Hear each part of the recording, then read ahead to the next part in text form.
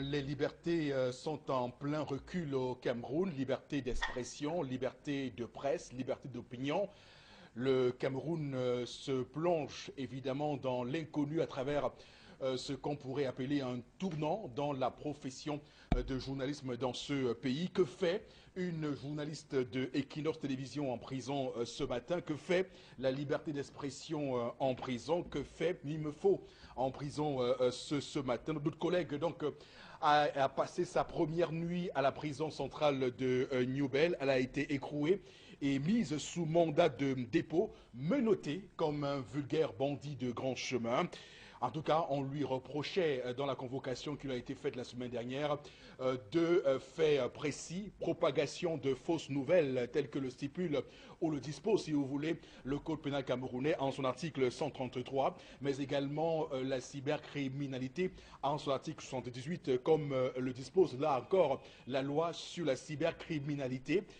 Deux infractions qui ont été mutées, qui ont muté tard hier, avec évidemment désormais l'atteinte à la sûreté de l'État et surtout la violation du secret défense. On s'attend à ce que également ça puisse changer au cours de la journée, puisque le Cameroun, comme on le voit aujourd'hui, est dans une période charnière de son histoire. On se rappelle de tous ces grands hommes, de toutes ces lumières journalistiques qui ont eux aussi, ou elles aussi, fait la prison. On pense ici à Pius Ndiawe, à M. Tchunke Sévérin, à toutes ces personnes brillantes qui ont subi donc le courroux, la répression, la violence contre ce métier. On en parle ce matin parce que ce qui est reproché à notre collègue ce matin n'est ni plus ou moins autre chose que d'avoir fait son métier comme le prévoit la charte de Munich de 1971 qui évidemment encadre la profession de journaliste. On parle aussi et là d'une loi camerounaise de 90 sur la communication sociale qui là aussi aménage une protection claire pour les journalistes. Mais aujourd'hui, on est clairement dans ce que certains appelleront et sont-ils devenus fous?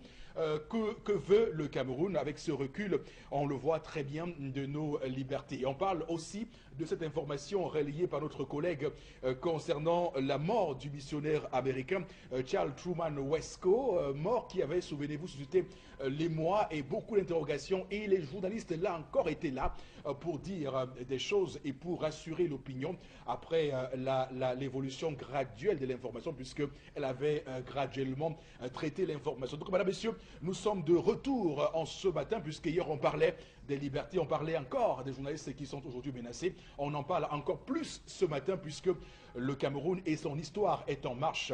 D'abord, j'aimerais, comme chaque matin, introduire le panel. D'abord, vous, monsieur Bachoucha Label, bonjour et bienvenue.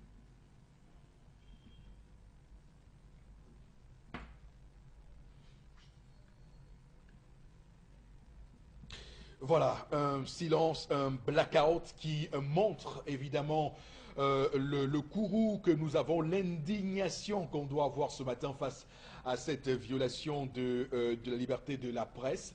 On va également ce matin introduire Karine Sontia, bonjour.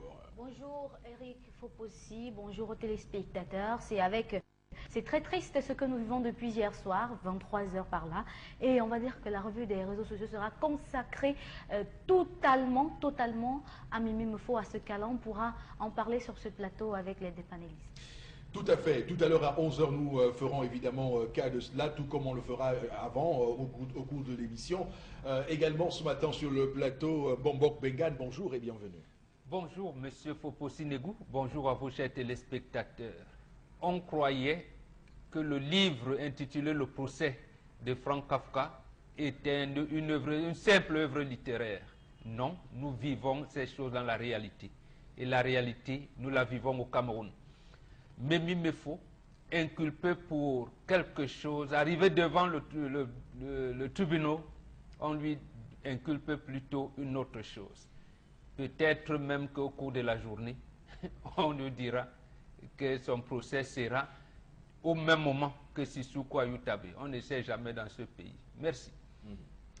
Absolument. Donc on aura l'occasion, madame, messieurs, d'y revenir parce que la profession est, comme vous le voyez, actuellement menacée au Cameroun. Je rappelle que pendant que l'on parle, Joseph Olingandoa Notre confrère de Le Messager est actuellement devant le tribunal à Bafoussam pour évidemment répondre de faits concernant outrage à fonctionnaires, mais également rébellion simple, alors qu'au départ on parlait d'actes d'atteinte de terrorisme, dont désormais tout cela a également muté. On pense aussi à Michel Biemton, notre confrère lui aussi actuellement incarcéré, détenu à Yaoundé. On pense aussi à tous ces journalistes qui meurent au quotidien, soit empoisonnés, soit pris dans un guet-apens dans le cadre de leur fonction, ou parce qu'ils auraient livré des vérités sur des uns et les autres et qui subissent des représailles par des morts. On le voit très bien à travers le monde, mais également par des cas comme celui Kota au Cameroun, souvenez-vous, et de plus Ndiaoué, toutes ces personnes qui sont parties. Donc on a aujourd'hui ce matin le cœur serré pour le dire et le dénoncer. Beaucoup disent que pour cela, les journalistes doivent aujourd'hui faire blackout et faire écran noir pour ne pas exercer le métier. Non, c'est ce que ils veulent qu'on se taise à jamais, mais nous ne ferons pas ça. Nous resterons forts. Nous resterons forts parce que la liberté est plus forte que la répression. L'histoire du monde est là pour nous montrer, quels que soient les siècles, quel que soit le temps qui passe, la liberté finit toujours par avec tout ce qu'il y a eu comme domination, comme répression dans le monde. Au final, quel que soit le temps, quels que soient les hommes, au final, la liberté a réussi à prendre le pas sur la répression. Madame, Monsieur, on va démarrer l'émission de ce matin tout en vous remerciant infiniment de conserver votre confiance à notre chaîne de télévision. On va introduire l'histoire du jour de Tendance Cogne, la voyageuse. Bonjour et bienvenue. Le jour n'est pas bon de mon côté, Eric. Le jour devait être bon que Mimi me fasse dormir ou avant que moi j'ai dormi ou je n'ai pas dormi. Et je vais encore dire à tous ceux qui m'écrivent dans mon inbox Facebook Tendance que ouais, Mimi me fait faire quoi? Elle est où? Ça se passe comment? C'est comme vous-même vous avez vu là. C'est comme Equinox a dit là. Même ce que Eric a dit. Depuis toujours, Eric dit qu'on l'a interpellé. Là-bas chez les Ketou. C'est comme vous avez entendu. Alors, on l'a interpellée. Elle est menacée parce qu'on l'accuse d'avoir propagé des fausses nouvelles. Je rappelle que dans ce pays, des gens ont dit que le président de ce pays est mort et ces personnes ne sont pas inquiétées. Voilà, c'est pour ça que quand tu me dis bonjour, je vais te répondre comment. Pendant que je me couche, je dors. Pendant que je faut coucher quelque part où on ne dort même pas. Non, je ne peux pas dormir. Tout le monde va aller en prison parce que moi, je vais aller à Nebel. Comment? C'est une partie de moi qui part comme ça, Eric. Oh! Ce matin, je vais dire à Mbombo qu'on a chassé une femme enceinte à Bapointou. Bapointou, on met une femme enceinte dehors. Non, là, c'est Est-ce qu'on chasse une femme enceinte? Non, là, j'ai dit déjà non. C'est quoi ça? Non, on n'a pas Mbombo. Non, on ne chasse pas une femme enceinte. C'est terrible, c'est criminel. Madame Point, mère de 5 enfants, qui est enceinte du 6e. Comment? Monsieur a mis ces choses dehors, que tu as trop déconné.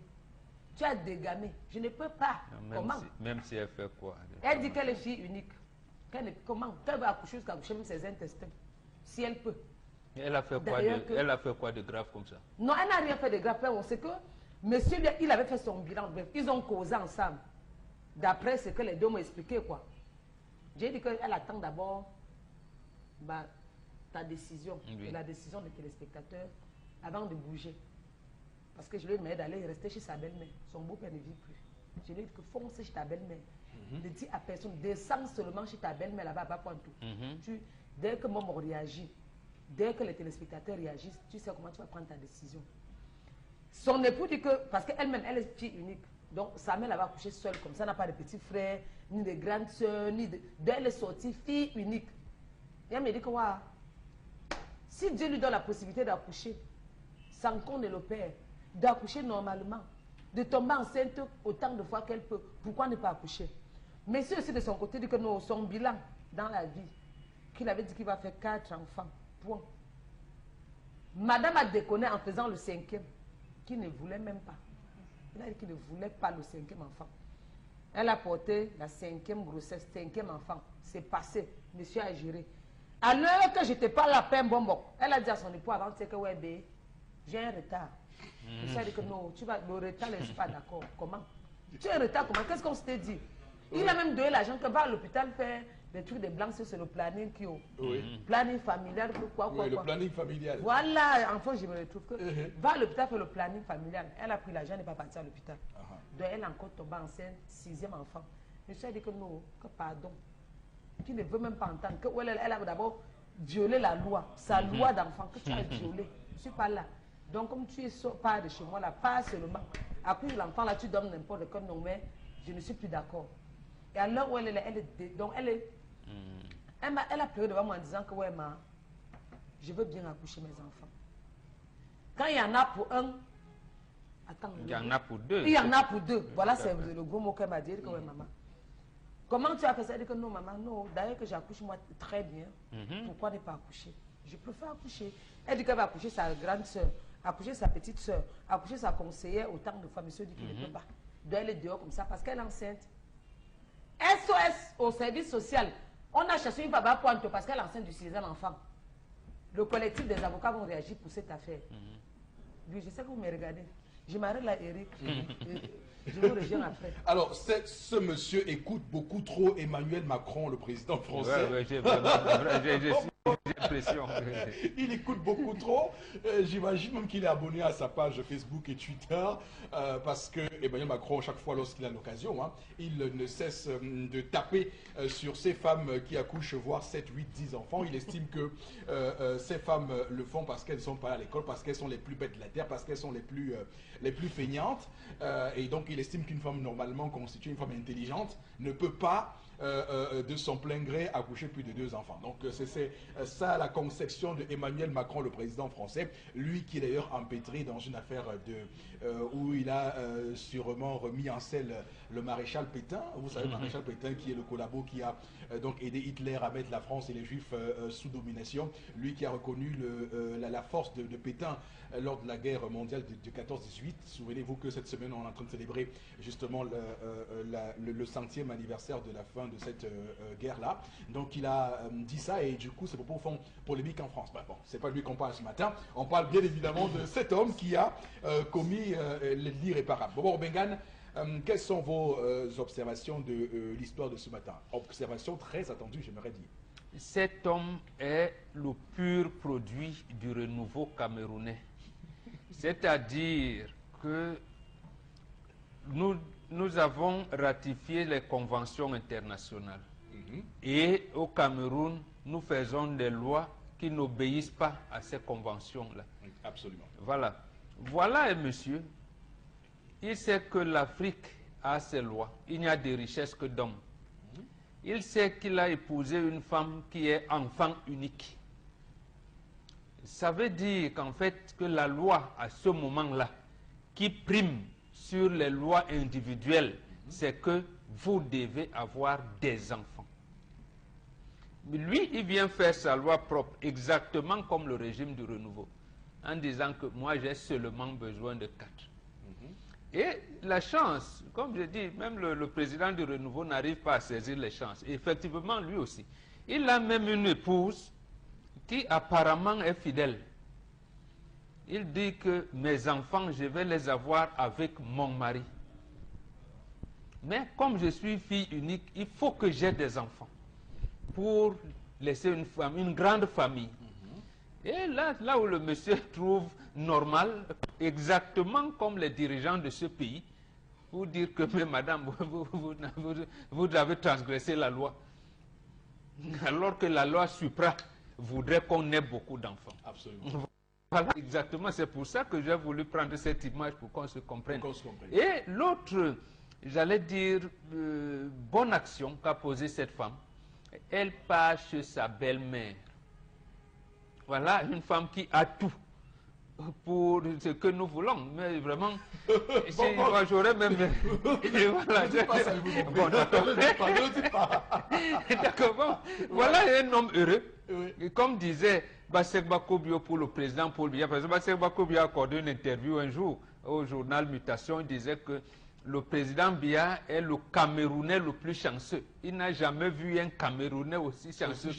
Voilà. C'est-à-dire que la nature lui offre les portes de sortie honorables, mais lui fait tout pour essayer de dérober de ces portes-là. dont la nature offre toutes les chances du monde, et lui dit que non, vraiment, la chance, là, je n'en ai pas besoin. Donc, c'est une histoire vraiment rocambolesque. J'ai dit à cette femme, non, comme une femme enceinte ne doit pas développer le stress, ne doit pas, tu es sur la bonne voie, ma fille, et tu as bien fait d'aller chez ta belle-mère, laisse, c'est votre mari qui est hors du commun, qui n'est pas sur le chemin, va rester, si c'est même possible, d'avoir vos enfants, parce que je comprends que là, le problème sera les enfants que vous avez laissés là-bas et ici, et que peut-être que votre belle-mère puisse ramener son fils à de meilleurs sentiments, parce qu'il ne faudrait pas que vous développiez le stress et tout. Donc, bonne action. Bonne action. Voilà, Donc, elle doit rester chez sa belle-mère. Chez sa belle-mère, et je suis sûr que sa belle-mère, connaissant ce cours, ce que je viens de développer là, va sûrement l'amener. Parce que lorsqu'une femme est enceinte, en fait, on ne fait plus de palabres. Même si vous arrivez d'enceinte une femme, dès lors, même si vous n'êtes pas marié, dès lors qu'on sait qu'elle est enceinte, on arrête tout. On arrête. Alors c'est pourquoi on ne doute pas les femmes enceintes. On ne doute pas les femmes enceintes. Donc on arrête tout. On commence à l'encadrer. Excusez le terme. On la déifie même parce qu'elle donne la vie. Elle est comparable là à une déesse. C'est ça l'expression de déesse. C'est là la provenance de l'expression déesse. Donc elle donne la vie. Donc on encadre chaque fois une femme qui donne la vie. Et surtout, comme celle-ci, elle est dans, j'allais dire, dans ce qu'on recommande comme norme sociale à observer. Alors, Karine Santia, que pensez-vous de l'histoire de ce matin, du comportement de ce monsieur et de la réaction de la dame? J'aimerais bien dire que ce matin, enfin, on a eu un homme occidentalisé qui applique la théorie de la limitation de naissance sans connaître ce qui se passe autour de lui. Il a une femme qui n'a pas de frère ni de sœur. Et peut-être que lui, il en a, mais elle n'a pas eu la chance d'en avoir. C'est vrai que sa belle famille, c'est aussi sa famille. Mais elle aimerait avoir des enfants avec qui elle pourra partager tout ce qu'elle n'a pas pu partager avec ses frères. Donc, c'est une femme qui est sociable. Elle est sociale et elle est nécessaire pour la société. On veut maintenant nous faire croire que les hommes, la limitation des naissances est la règle naturelle pour vivre en société. Ça, c'est faux et archi faux. Il y a des gens qui ont un seul enfant, mais qui cherchent le deuxième fatigué, ils ne trouvent pas. Il y a des gens qui ont 2, mais qui veulent avoir 4. Ils n'en trouvent pas. Il y a des gens qui n'en ont même pas, ils n'en trouvent pas. Voilà un monsieur qui a la chance d'avoir jusqu'à 5, et le 6e est dans le ventre, il met dehors. C'est pour qu'elle aille où?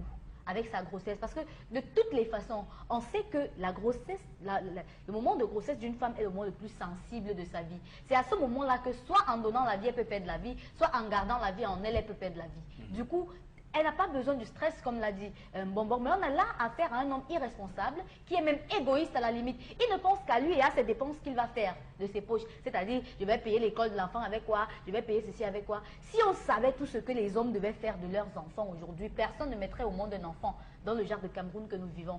Parce que on dit en Afrique que la nature elle-même s'occupe de ces produits. C'est-à-dire quoi? Un monsieur qui est pauvre, qui n'a pas de travail fixe, qui peut-être, il fait peut-être son pouce-pouce, je dis ça, je ne dis rien, mais il a plusieurs enfants et vous voyez, chaque enfant réussit à partir à l'école avec un bout de pain dans le sac. C'est-à-dire quoi? Il élève ses enfants à son niveau. Maintenant, là, on a affaire à un monsieur qui, visiblement, n'est pas dans ce cas-là, mais qui quand même décide de limiter ses naissances. Ok, si tu décides cela sans l'accord de ta femme, c'est elle qui donne la vie. Arrête alors de passer la nuit avec elle. Là, tu ne pourras pas faire d'enfant. D'accord. Belle conclusion. Arrête de passer la nuit avec elle. D'ailleurs, pour corroborer vos propos, Karine Santia, il faut dire que les oiseaux du ciel ne meurent pas de faim. Donc, combien de fois nous les hommes sur Terre? Alors, Charles Lamel, sur l'histoire de ce matin, que dites-vous? Monsieur Eric Fopoussi, permettez-moi de dire que le combat continue. Une fois que je dis ça, vous n'avez rien dit. Je dis, le combat continue. Bien sûr. Encore plus fort d'ailleurs. Encore plus fort. Les yeux dans les yeux. Encore plus déterminé. Monsieur Eric Fopoussi, cette femme est têtue comme un âne. Et je pèse mes mots. Vous la condamnez? Je ne la condamne pas, je la crucifie. J'emploie l'expression, vous avez dit vous la condamnez, j'ai dit je la crucifie. Pourquoi je le fais, monsieur Eric Fopoussi? Parce que cette femme est égoïste et égocentrique. Elle ne pense qu'à une seule personne, elle. Rien que elle, et encore elle. Il n'y a de bonheur que son bonheur. Son bonheur n'est pas associatif. Son bonheur est individuel. Les enfants sont les enfants de qui alors? Monsieur Eric Fopoussi, quel est le rôle de l'homme dans le foyer? Si ce n'est de tout planifier, tout organiser. Je bénis cet homme qui a dit je veux 4. Le 5e est arrivé, il a dit je pardonne. Je prends. Mais rassure-toi, je n'accepterai plus. Voilà un homme qui a de la pointe, de la niaque. Il a dit à sa femme, je prends. Je n'ai pas voulu, je n'ai pas souhaité. On prend. Mais sache que tu devras tout faire pour empêcher qu'il y ait un 6e. L'homme n'est pas un mathématicien, encore moins physicien ou un chimiste nucléaire pour connaître les périodes fécondes de sa femme. Oh que non. Oh que si. Non, mais La femme, à que si. votre Non, décharge, oh Charles que Hamel, si. alors je pourrais dire que l'homme a donné l'argent à la Oh que femme si. d'aller à l'hôpital J'en faire viens. du planning familial J'en et viens. même pourquoi pas utiliser des méthodes de contraception monsieur, il faut qu'on connaît tous. j'en viens. Oui, allez-y. Non, c'est J'en pour viens. dire à Karine Sontia qui veut Oh vous que si. contredire, Non. que Allez-y. pour compléter l'information, Allez-y. pour que vous ayez les éléments. Monsieur Eric Fopoussi, je dis que la femme connaît mieux que quiconque sa période féconde. Pas toujours. Les stratégies de Bantou, c'était quoi, monsieur Eric Fopoussi? Lorsque la femme vous glace trop le dos dans la nuit, fuyez. Ça me rappelle quelque chose. C'est ça, on dit, lorsque la femme vous glace trop le dos dans la nuit, Oui. fuyez. Si vous ne voulez point enfanter, fuyez. C'est ce qu'on savait, monsieur Eric Fopoussi. Raison pour laquelle l'homme s'arrangeait, d'après les principes, d'avoir une saison pour les femmes. Ça le permettait de jongler et d'éviter les grossesses, monsieur Eric Fopoussi. D'où la polygamie. D'où la polygamie, Ah ouais. monsieur Eric Fopoussi. Donc, je veux dire donc que voilà un homme qui décide donc d'aimer la femme. Quand les Sontia nous dit, ça ne dérange pas, la nature s'occupe de chacun de ses produits, mais vous oubliez qu'il va devenir mendiant. Vous oubliez qu'il va nuire. Ce n'est pas le voisin qui va mettre le sac, qui va mettre le pain dans le sac des enfants tous les matins. Ce n'est pas son cousin qui va abandonner les siens pour venir s'occuper. On pourra le faire 1, 2 fois, mais ce ne sera pas permanemment et continuellement. L'autre chose, monsieur Eric Fopoussi, dans le contexte des Bantous, il y avait les champs, il y avait plusieurs femmes. Elles s'occupaient à faire les champs. Il y avait le grenier familial, la nourriture ne manquait pas. Et l'école n'était pas aussi chère, monsieur Eric Fopoussi. Oui. L'école n'était pas aussi chère. Le Cameroun n'était pas aussi mal gouverné. Mal gouverné à cette époque, à Oui. notre époque. Aujourd'hui, vous allez faire 2 enfants, 3 enfants, 4 enfants. L'école minimum, les gens ont tous rejeté, vomi l'école publique. L'école privée minimum coûte 150 000, 100 000, 97 000. Vous avez 4 enfants, vous faites 97 000 fois 4. Ça fait combien? Avez-vous les revenus? Vous allez passer le temps à téléphoner que tel n'est pas là à l'école. Pendant tel n'a pas de cahier, tel n'a pas de stylo. Je pense que l'homme a voulu, pour rester dans le contexte occidentalisé, l'homme a voulu limiter. Il a accepté un 5e en disant, ce 5e peut me permettre de pouvoir gérer un certain nombre de situations, mais un 6e, ça sera trop. Parce que n'oubliez pas, chaque mois pour un enfant, c'est un budget.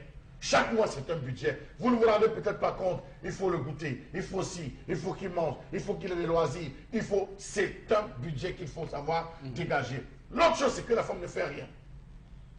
Elle n'a qu'une seule fonction, reproductrice.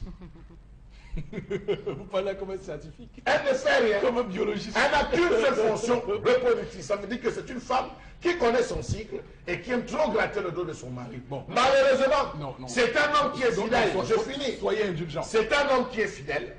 Ça prouve qu'il est fidèle. Il n'a Dieu que pour sa femme. Il n'a de plaisir que le corps de sa femme. Voilà pourquoi il ne hésite pas. Il ne résiste jamais. Il ne résiste jamais, monsieur il faut possible, Voilà. à cette envie de pouvoir faire plaisir à sa femme, sans savoir qu'en allant faire plaisir, C'est un piège. C'est un piège. Merci beaucoup, Charles Hamel. Alors, Oui. Alors, Karine Santia va Oui, rebondir. par rapport à ce que Charles Hamel dit, j'aimerais commencer par dire qu'on a de richesses que d'hommes. Et l'enfant que cette femme accouche, ce n'est pas... Oui, on a de richesse que d'hommes, autant pour moi. Et l'enfant que cette femme accouche n'est pas son enfant à elle. Ce n'est pas son enfant à elle seule. C'est l'enfant d'un homme. Et maintenant, dire qu'il va penser aux dépenses, ainsi de suite, ainsi de suite. Je pense que nous ne sommes plus au siècle dernier où les femmes devaient rester à la maison et tout. C'est une femme qui a les deux mains, elle n'est pas handicapée. Maintenant, il peut dire, ok, voilà l'enfant, qu'est-ce qu'on fait? Il va falloir que pour compléter nos dépenses, tu puisses faire une activité pour qu'on puisse en sortir. Qu'on ne dise pas qu'elle est têtue, elle est tout, elle est tout, elle est tout. Ok, elle est têtue, on la met dehors parce qu'elle est enceinte. Ça s'explique comment? La mère, ça ne s'explique pas parce que dans n'importe quel service social, dans n'importe quel service social, on n'admet pas qu'un homme mette une femme dehors avec la grossesse, peu importe le nombre de mois. Quel que soit le crime. Peu importe le crime. Il n'y a pas une heure pour punir. Mais il y a un moment pour punir. Il y a un moment pour punir. C'est pas un enfant, cette femme. C'est sa femme. C'est la personne qui partage sa vie. C'est la plus bonne des punitions qu'un homme puisse donner à sa femme. La plus bonne. C'est-à-dire la mettre dehors? Oui, la mettre dehors. Non, non, non. C'est la pire des punitions. Il n'y a pas que de violence physique. Taxez-moi de tous les noms. Mais non. Mais lorsqu'il faut savoir, il faut prendre certaines décisions, il faut le prendre à un moment donné sans état d'âme. On parle ici de la gestion du foyer. On parle ici de la gestion de l'avenir. On parle ici de la construction d'une vie. On ne parle pas de l'histoire de copains, copines. On parle de l'histoire du sentimentalisme. Le sentimentalisme, c'est avant le mariage. Lorsqu'on se marie, ça devient la logique. Arrêtez-moi vos histoires où on dit que dans le mariage, c'est le sentimentalisme. Madame est montée. Oh, j'ai égaré l'argent de la construction du terrain parce qu'il y a l'amour. On pardonne. Oh, j'ai perdu ça. Arrêtez ça. On parle de la vie. Mais ça, c'est quoi? Elle fait un avortement? Chez moi, j'ai dit 4. Monsieur le Foucault, j'ai dit 4. D'accord. Monsieur Foucault. Elle ne fait pas l'enfant. Si je dis que chez moi, je ferme ma porte à 20h, c'est 20h. Vous arrivez à 20h05, vous dormez dehors. C'est une règle. Ou je suis l'homme, ou je ne suis pas l'homme. C'est une question de poigne dans son foyer. Alors vous n'allez pas dire, parce que le 6e va appeler le 7e. Le 7e va appeler le 8e, si elle a des reins solides. Alors, monsieur, il faut pousser. Vous allez vous retrouver avec une équipe de handball à la maison. Donc, il sera difficile de nourrir. Il sera difficile d'envoyer à l'école. Il sera difficile de soigner. Et la femme sera là en train de dire que je vais faire comment? Voilà, votre bois a refusé d'envoyer les enfants à l'école. Regardez, il y a une femme enceinte et qui sait que c'est sa 6e grossesse. Donc, elle est la plus risquée de toutes les grossesses qu'elle a eues. Qui vous a dit si elle a 14 ans? Excusez-moi, même à l'hôpital, après avoir fait 6 grossesses, dans certains hôpitaux, je vais vous raconter une petite histoire. Dans certains hôpitaux, quand une femme accouche autant d'enfants dans le même hôpital, le dernier enfant qui arrive peut-être 5e ou 6e, on empêche les prochaines grossesses. On insiste, je ne sais pas trop ce qu'on fait. Mais on empêche. On n'est pas dans cette époque. Je parle de maintenant. Laissez vos histoires d'époque. Je parle de maintenant. Laissez vos histoires d'époque. Je ne suis pas dans l'époque. Je dis à la non, mais finalement, Chalamel, il faut savoir quel est votre argument. Vous ne pouvez pas une seconde. Non, vous pouvez une seconde dire qu'il faut limiter la grossesse. Non, attention. Chalamel et Karim. On ne mange pas ce qu'on mangeait avant. On ne vit pas les grossesses de la manière qu'on vivait avant. Les enfants naissent aujourd'hui de manière différente. Il y a une femme qui va faire 10 grossesses, elle n'aura pas de problème. Mais il y a une femme qui va faire une seule grossesse, elle sera à risque. D'accord, c'est compris. On ne s'inquiète pas peut-être que cette femme a même une grossesse extra-utérine. On ne s'inquiète pas de ça. On met dehors. Non. Parce que quand vous nous emmenez dans le patriarchisme, on fait comment? On explique. D'accord, merci. Le patriarchisme. Oui. C'est chaud. Alors, c'est très chaud sur ce plateau. C'est du débat. Oui, tendance. Yes. Donc, si j'ai la possibilité de pondre mes enfants comme je ne peux pas leur pondre. Karine, il faut répondre à Karine. Papa, tu peux dormir. Si tu as la possibilité, oui, si j'ai la possibilité, donc je ne dois pas accoucher parce que monsieur a dit que... Merci, Tandis. C'est pour le bien du peuple. C'est pour mon bien, c'est pour ton bien. À nos jours, si même, l'homme propose, Dieu dispose. Tu dis, oui, tu as décidé que tu vas faire 4. Maintenant, quand tu accouches le premier, le deuxième, 4 enfants, tu as réservé l'enfant de la mort. Non, la vie nous attend de surprises. Ah bon? Réserve l'enfant qui va vouloir ta mort demain, qui va être peut-être délinquant. L'enfant qui va mourir avant son jour. Alors les enfants meurent même plus que les parents. J'accouche moi jusqu'à pour moi vient. Qu'un homme ouvre sa bouche aujourd'hui pour dire que tu as violé la loi. Tu es procureur de la République. Qu'est-ce que tu sais de la loi? Tu es avocat. Tu es magistrat ou tu es commissaire? Tu es commandant? Ah, bah alors, Quand vous faites ça, ça veut dire que vous avez enceinté les filles dehors. Maintenant, vous dites que madame, on vous connaît. Quand vous avez les enfants dehors, ça donne ça. Comment? J'ai pas vu cela venir. J'ai pas vu cela venir. Non. Que je me réveille matin par amour pour mon époux, je conçois et il refuse. Oui. Sachez que quand une femme vit déjà avec un homme, surtout qu'elle est féconde, elle ne peut pas éviter la grossesse. Oui. Même le Tu ne stérilet a peux les pas limites. éviter la grossesse quand tu vis avec un homme et que tu es féconde. Pour un homme qui ne veut plus faire d'enfant, il y a les présos. Pourquoi pas? Et je vais même d'abord utiliser le préso avec mon mari. Pourquoi? Tu es mon frère. Tu n'es pas mon frère. Tu es mon époux. Si tu viens dans le foyer accoucher. Quand on accouche, on insulte. Bordel, tu m'as abordé. En accouchant, même ça devient ça. Je vais convoquer toute la famille de ça. Maman, ce que Bapoua devait être au courant, je descends de voir la chefferie. Je ne peux pas voir le chef. Je descends au Carrefour où ton jeu s'assoit. Non, laisse. Elle est déjà allée chez sa belle-mère. Elle va s'occuper du reste. Ce n'est pas la femme enceinte de disposer. C'est moi qui accouche, toi qui accouche, papa. C'est moi qui accouche. C'est toi qui portes. C'est moi qui porte. C'est pas toi qui demandes le kaolin tous les jours. Quand j'ai les envies d'une femme enceinte, les envies d'une femme enceinte, c'est tout moi. Les masques de la grossesse, c'est tout moi. Que me veux-tu? Si tu n'avais pas accouché, tu allais dire que tu as enlevé tous tes enfants dans ton ventre. Et chaque jour, je cogne dans le seau. Et tape dans le seau. Maintenant, en accouchant, c'est tous les problèmes. Vous aimez trop les problèmes où il ne faut pas. Laisse ta femme accoucher. En quoi est-ce que ce qu'il a dit est mauvais? De demander à C'est sa mauvais. femme de faire 4, d'accepter le 5e et de dire ne viens pas avec Si le les 6e. quatre, il a En quoi où est le problème? Elle est déjà Le enceinte, problème, c'est c'est que cet C'est pas homme demain n'est qu'elle pas un bantou. Il sort peut-être de l'école de la même écurie que Macron. Les gens qui ont fréquenté même les... C'est un macroniste. Ouais, C'est un macroniste. Pour reprendre ici Puisque, en fait, les propos de la première idée qui vient, Oui. qui sous-tend la polygamie, c'est qu'il n'y a de richesse que d'hommes. que d'hommes. Maintenant, vous avez une femme qui peut vous donner au même niveau que 3 ou 4 femmes.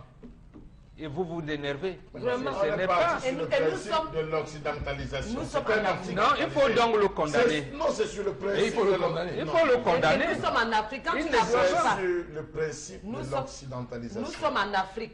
Quand une femme, dans un foyer, la femme doit accoucher, faire des enfants. Parce que quand tu te maries, quand tu fais 2 ans sans enfants, c'est tout. Soit c'est la belle-mère qui va appeler pour dire qu'elle ne crache pas encore. Ouais, elle n'a pas encore dit qu'elle va marier Si le le parrain. père de cet Elle n'a pas homme encore est dit décédé, c'est sûr qu'il va voir son père la nuit. En lui disant, ma fille est où? D'accord. Il dit On qu'elle l'a ne peut pas. cherché. Donc, Ok, merci beaucoup. On Il va. dit qu'il y a la possibilité, ne On n'accouche va. pas parce que tu te Merci Tendance. On va clairement, Oui, le mariage est fini. madame, monsieur, nous livrer l'autre séquence de l'émission consacrée à vos différents messages. Karine Sontia. J'encourage cette femme. Le Cameroun est vide. On doit peupler. On doit prendre exemple sur la Chine. Dieu a dit allez multipliez-vous. Herman de Douala qui nous envoie Ou ce même le Nigeria. message. Le Nigeria est à Voilà. 180 millions d'habitants, pays le plus peuplé du continent africain. Avec 1 million, vous vous en sortez déjà. Avec 8 millions de pauvres, pour ajouter. mais justement, On a- on est pauvre parce qu'on n'est pas nombreux. Voilà. Si on était nombreux, peut-être on aurait renversé le corps électoral dernièrement. Et d'ailleurs, on aurait compté Voilà. beaucoup plus. Voilà. On n'accouche pas pour accoucher, il faut aussi s'en occuper. 4 enfants, c'est déjà très bon. On Ça, s'en je n'en occupe. n'est pas- On dit le lit du pauvre est fécond. Alors, quand on N'est-ce dit pas le lit du péjoratif, ça? pauvre, Bon, non. N'est-ce pas péjoratif quand on dit- Justement parce qu'il n'y a de richesse que d'hommes. Donc c'est le pauvre Voilà. qui sait ce qu'on appelle la richesse. Ah d'accord, ok. C'est le pauvre qui sait donc Oui. accoucher, Entendu autant comme ça, que, oui. accoucher autant que vous voulez. Et si la mort, Que vous pouvez. l'enfant de la mort qui dit, attends quelques secondes mon père, l'enfant de la mort qui dit, ça veut dire quoi? Si tu accouches et que l'autre peut-être 2 meurent, tu vas dire que ouais, je regarde les autres aussi pour oublier. Pas que tu accouches une fois, si tous les 4 là pas te froid, tu deviens une femme qui n'a Mais pas avec le choléra que vous Oui, s'aimez, que je vous ne s'aimez vois pas les enfants maintenant de la partout. mort. Le monsieur n'avait pas le droit de mettre sa femme dehors. Lui aussi pouvait prendre ses précautions. Michel depuis Obilly. Merci. Un autre... Nul ne peut se prévaloir de sa propre turpitude. Oui. Voilà. Je pense que cette femme devait faire un planning familial pour éviter les problèmes de ce genre. Le message n'est pas signé. Chacun est responsable de ses actes. Un message non signé. Pérez de Damas, il faut fendre la poire en deux. L'homme a un peu raison, mais il faut qu'il se calme et emmène lui-même sa femme pour faire le planning familial. Voilà. Absolument. La, Un dernier la message. famille, c'est la responsabilité de l'homme. Cette femme est égoïste et égocentrique. Camille et Bernard qui envoient le message. D'accord. Merci beaucoup à vous, hein, chers téléspectateurs, pour vos nombreux messages et surtout vos encouragements à la chaîne Equinox Télévision. On vous sait voilà, préoccupé par ce qui se passe à Equinox depuis hier. On va, madame, monsieur, poursuivre cette émission avec la colère de Charles Armel.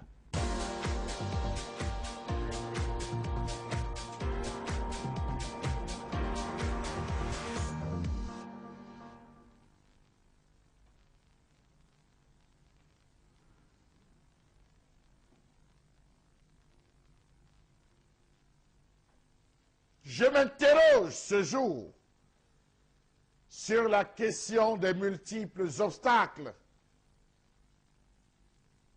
au développement de la filière porcine dans ce pays.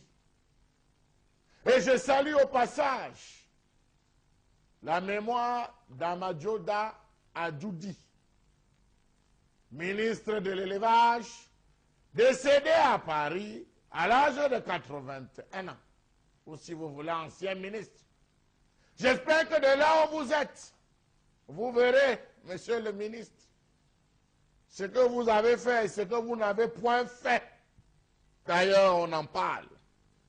Quel est le rôle du programme de développement de la filière porcine, logée à la bonne enseigne au ministère de l'élevage, des pêches et des industries animales? Savez-vous que près de 60 millions d'indemnisations après l'abattage suite à la peste porcine en 2010 avaient été détournées par les responsables du Minépia Nord pour ce qui était de la filière porcine? On parle de la filière porcine, une filière qui rapporte énormément de l'argent, mais une filière abandonnée. Où est passé l'argent destiné à la relance de la filière porcine dans ce pays? Comment comprendre que la filière porcine soit des plus abandonnées dans ce pays où la consommation de porc ne cesse d'augmenter? Au Nigeria, on bat tous les records de consommation de porc. En Guinée équatoriale, le porc a atteint le summum parce qu'ils en mangent. En Centrafrique, c'est devenu une religion pour ceux des chrétiens. Le porc est la viande très aimée après le bœuf. Savez-vous que le Cameroun produit environ 30 000 tonnes de viande de porc par an, alors que la demande qui va croissante chaque année était de 47 000 tonnes il y a 2 ans. Aujourd'hui, on s'est retrouvé à 30 000 tonnes de viande de porc consommée. Savez-vous que la vente de porc au Cameroun génère près de 65 milliards de francs CFA l'an? Chaque année, on a 65 milliards à la vente de porc. Comment comprendre ces financements obscurs de cette filière qui, au lieu de booster la production, se retrouve plutôt à la plomber? Comment comprendre que le gouvernement des éleveurs ne s'est point encore attardé sur les multiples détournements décriés par les éleveurs de porc? Demandez à la Confédération des acteurs de la filière porcine du Nord où est passé les 42 millions de francs CFA alloués par le gouvernement dans le projet de relance de la filière porcine. Savez-vous par exemple que les activités de la Pono sont plombées depuis janvier 2011 par des luttes intestines? Pourquoi est-ce que les soi-disant relances ou la soi-disant relance de la dite filière n'a jamais démarré? Savez-vous tout ce qu'on peut faire avec la viande de porc? Savez-vous quels sont les produits dérivés de la viande de porc? Ça a développé la Chine, premier consommateur mondial de la viande de porc. Ils en mangent, les Chinois. Faites un tour dans notre Chine, Chinatown. Vous allez voir comment ils achètent les porcs. Beau regard pour consommer. Quel est le rôle du ministère de l'élevage dans cette danse de vautours où l'on annonce de gros scandales financiers dans certaines régions de ce pays? Comment comprendre que l'élevage des porcs soit encore pratiqué de nos jours au sein de la plupart des exploitations familiales de manière généralement extensive? Logement sommaire, alimentation basée sur la divagation des animaux et la valorisation des déchets agricoles ou ménagers, rareté ou inadéquation des soins vétérinaires. Faites un tour à Makepe Misoke, Mabanda, pour voir comment est-ce qu'on élève les porcs là-bas, et vous comprendrez de quoi je parle. lorsque je parle du mal-être de la filière porcine dans ce pays. Le combat continue. Le combat continue et surtout le projet Agropole, qui était censé d'ailleurs permettre qu'on y voie plus clair dans cette affaire. Je voudrais également, à votre suite, ne pas penser à l'ancien ministre de l'élevage, mais penser à l'actuel, Dr Taïga, qui doit bien aujourd'hui nous regarder et nous écouter. Pour lancer ce cri pour cette filière. Le Cameroun ne peut pas être en retrait de ce qui se passe ailleurs. Vous avez évoqué ici les cas des pays comme la Chine ou le Nigeria. Pourquoi le Cameroun ne se mettrait pas dans cette dynamique aussi pour pouvoir et donc faire émerger une filière porcine digne de ce nom, digne du Cameroun. D'ailleurs, le Cameroun en la matière est quand même, on va le dire, et Chalamel, c'est important que je fasse cette précision, il y a dans ce Cameroun une construction mentale qui veut qu'on stigmatise ceux qui aiment manger le porc ou ceux qui élèvent les porcs. Souvenez-vous de ceux qui parlent de beau regard, de ceux qui estiment, qui parlent de sale porc, de ceux qui utilisent des termes dans ta porcherie. Donc, le rapport que certains Camerounais ont avec l'élevage du porc et même de la filière porcine est un rapport de nausée. On se bouche le nez, ne passe pas par ici avec le porc. Et d'ailleurs, un chanteur illustre avait chanté on se moque de la viande du porc, mais on mange bien la viande du porc. Donc, c'est le paradoxe qu'on tous les soirs, qu'on va remarquer. Les différentes rues de la joie. Regardez comment les morceaux de viande de porc se vendent. Donc voilà où on en est au final. Oh, Wengan, comment vous appréciez justement la situation de la fille au Cameroun aujourd'hui? D'abord, il faut remarquer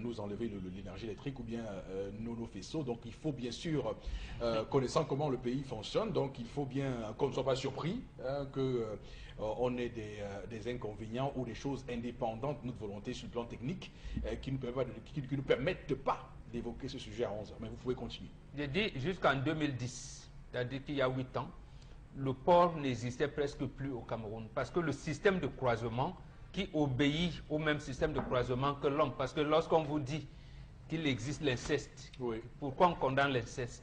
Parce que lorsque vous entretenez les rapports intimes avec votre soeur, votre cousine, vous avez les mêmes gènes. Et ça va bloquer la reproduction. Tout à fait. Et le porc est dans ce système. Et les variétés de porc au Cameroun étaient arrivées donc à un système où il n'y avait plus de reproduction.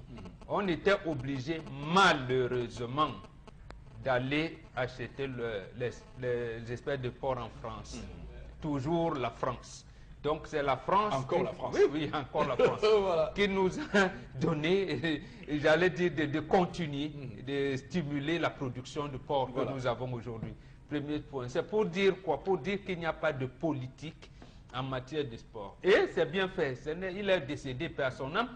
Mais Amadou Adjoudi, médecin vétérinaire, tout comme Dr Taïga qui est là, oui.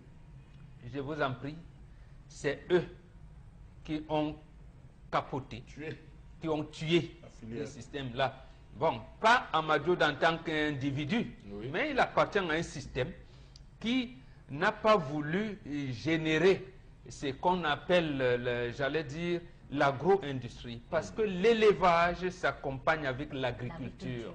C'est pour cette raison que dans les pays sérieux, les professions vétérinaires sont encadrées par le ministre en charge de l'agriculture.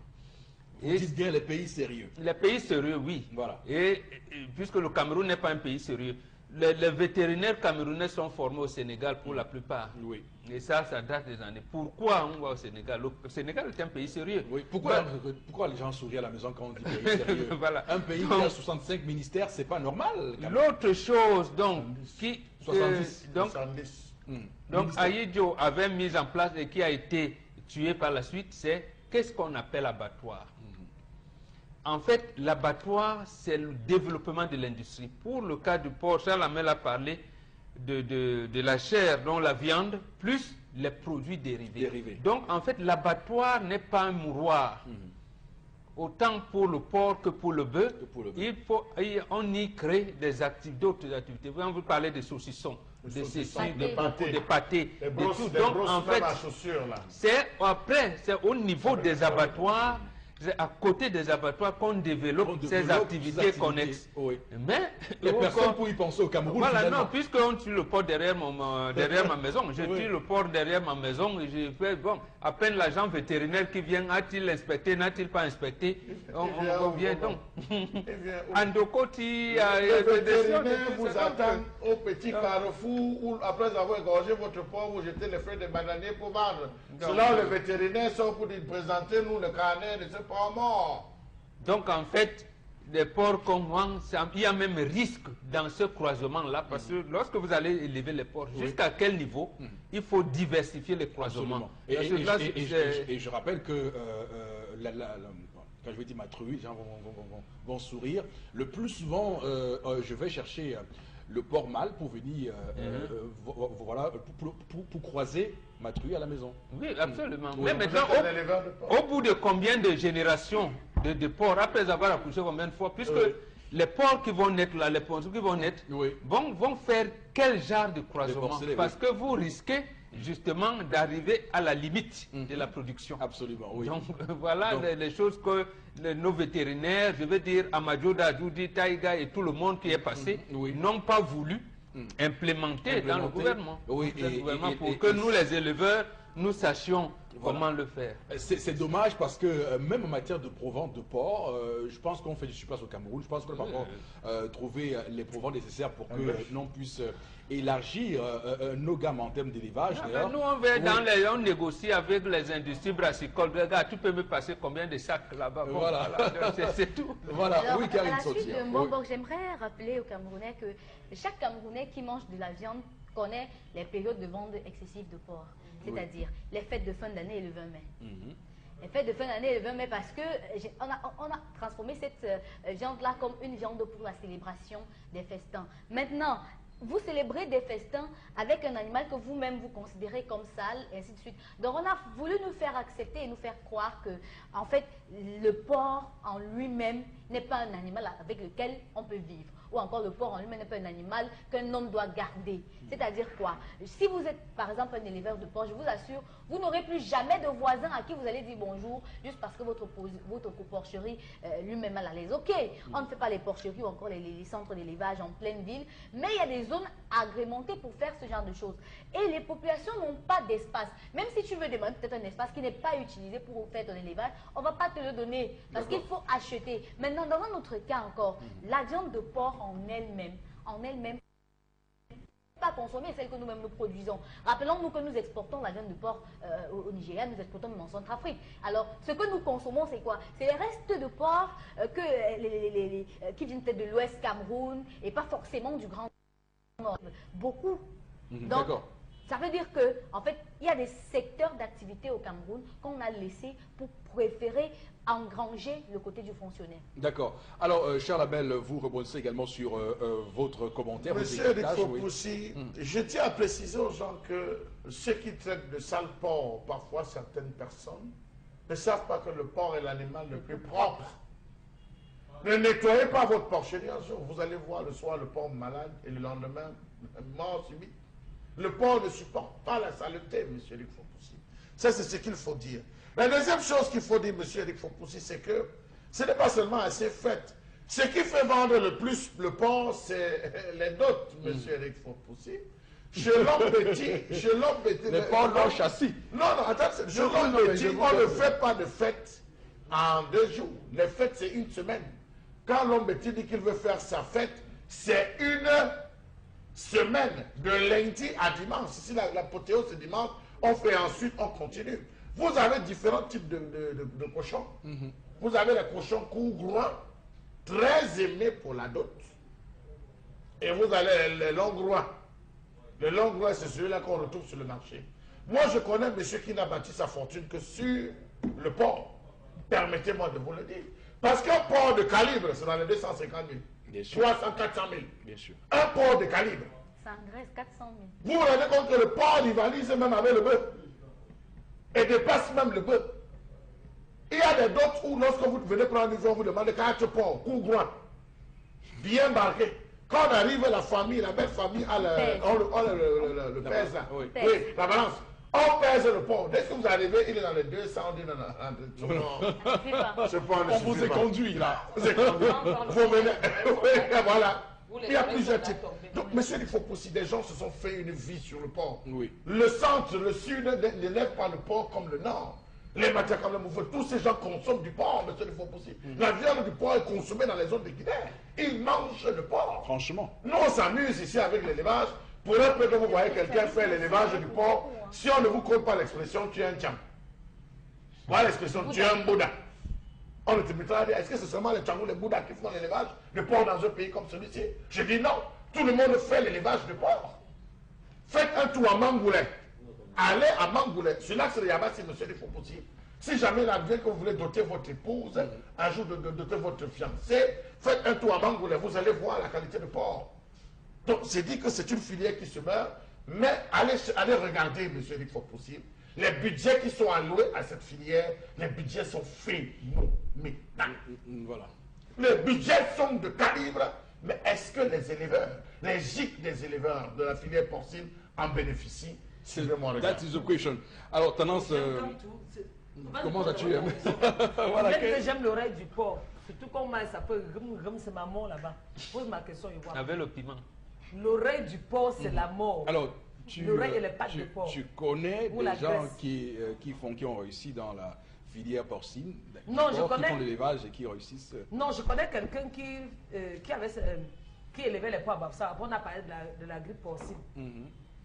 Le Ngom, on a détruit en disant que C'est une non. filière très sensible. On a dit que non, la grippe porcine, oh, ça va contaminer tous les Camerounais. Jusqu'aujourd'hui, ne fait plus dans la bande de porc. Ou encore dans les levées. Parce qu'en même temps, ils les levaient, ils revendait. Et là, il y a les parties du porc que mon père aimait nous donner. La graisse. Parce qu'il était notable à la chifferie.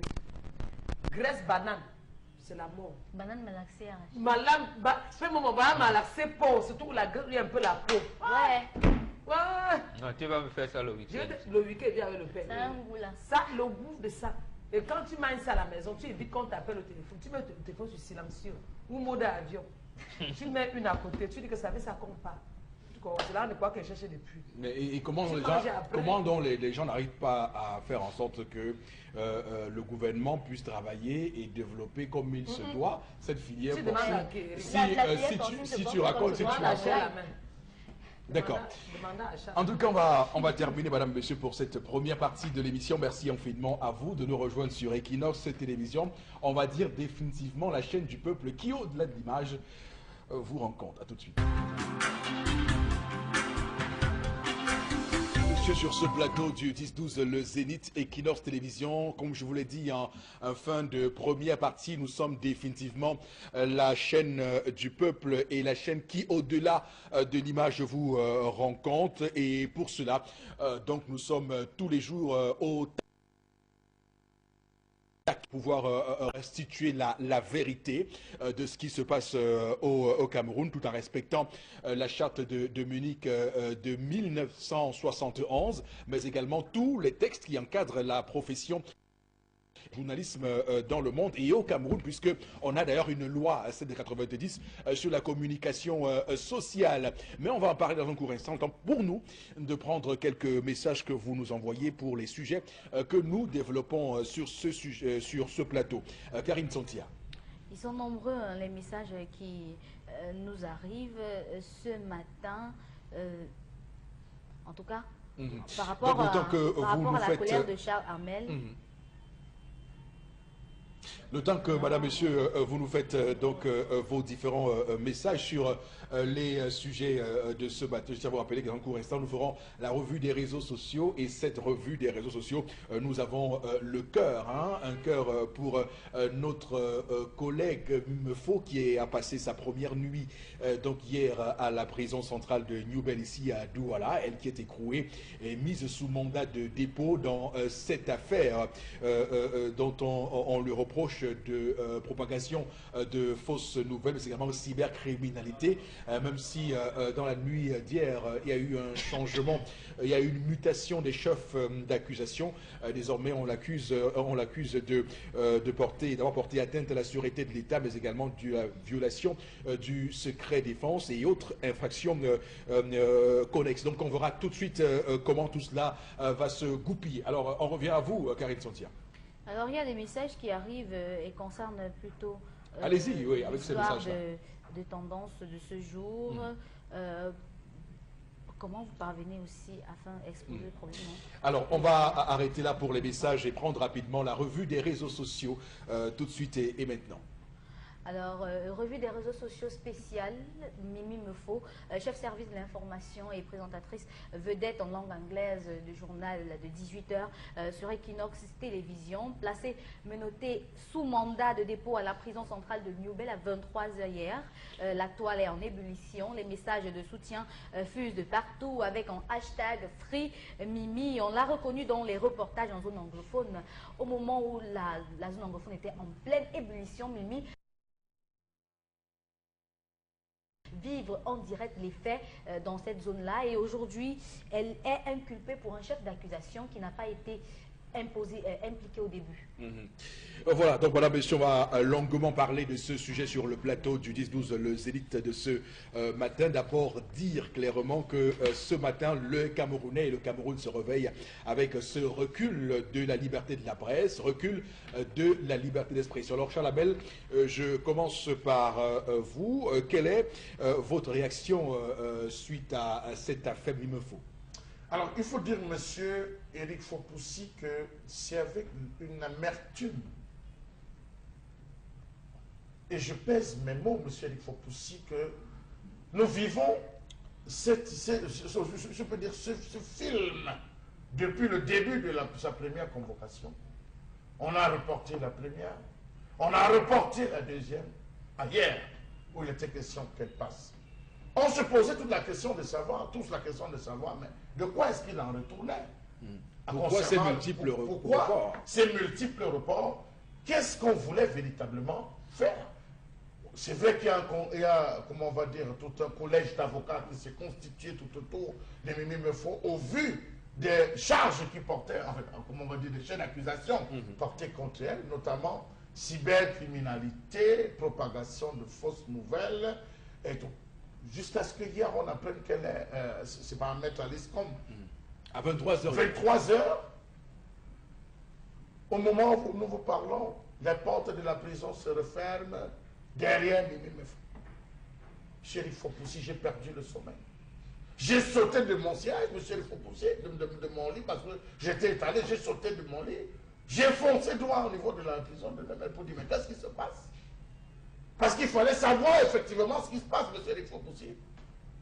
Si on parle de liberté d'expression dans un pays, monsieur Éric Fopoussi, on n'en devait plus avoir. Nous ne sommes plus dans les années 90, 91, 92.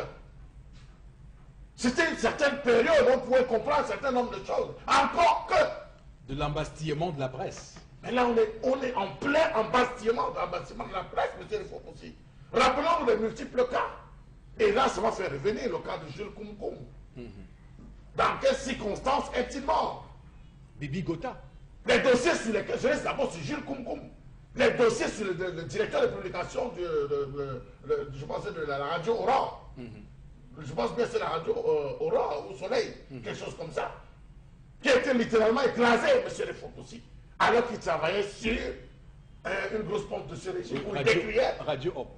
Radio Hop, voilà. Il décriait l'opulence avec laquelle certains ministres vivaient dans cette république.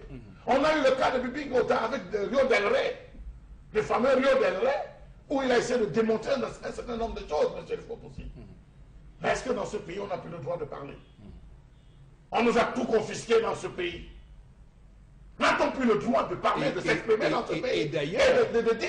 Et d'ailleurs, je vous relance pour dire que ce matin encore, j'entendais un aîné dire que au Cameroun, le régime a réussi à mettre à mal les partis politiques, à les faire taire, à faire...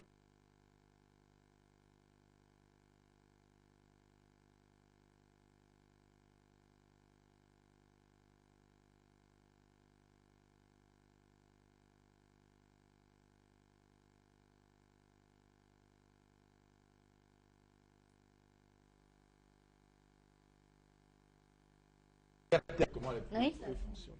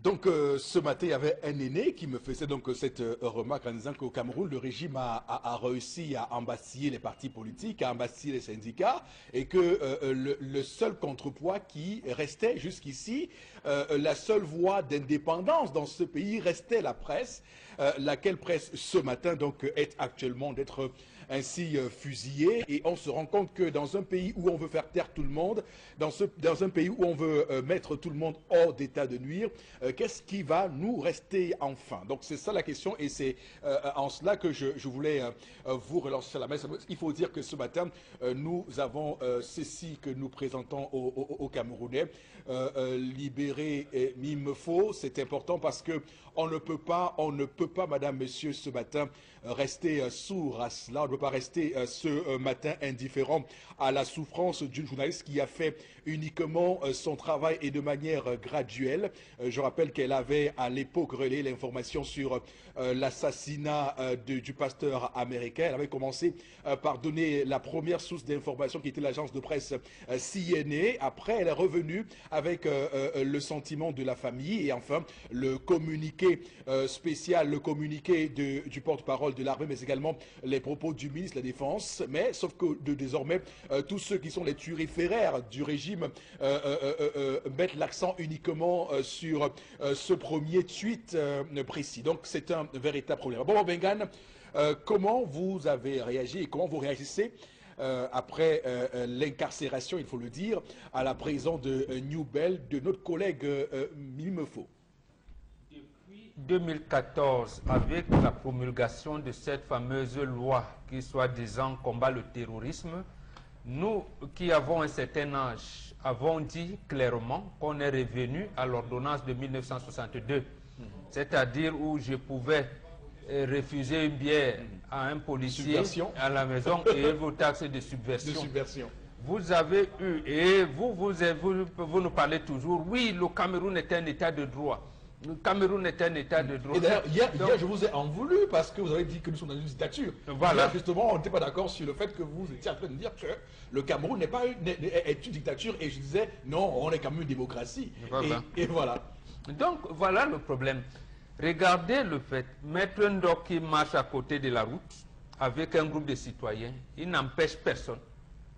On les juge, on les inculpe par rapport à cette loi de 2014. Alors qu'il existe une loi de 90, la loi numéro 90/055 qui régit les manifestations publiques.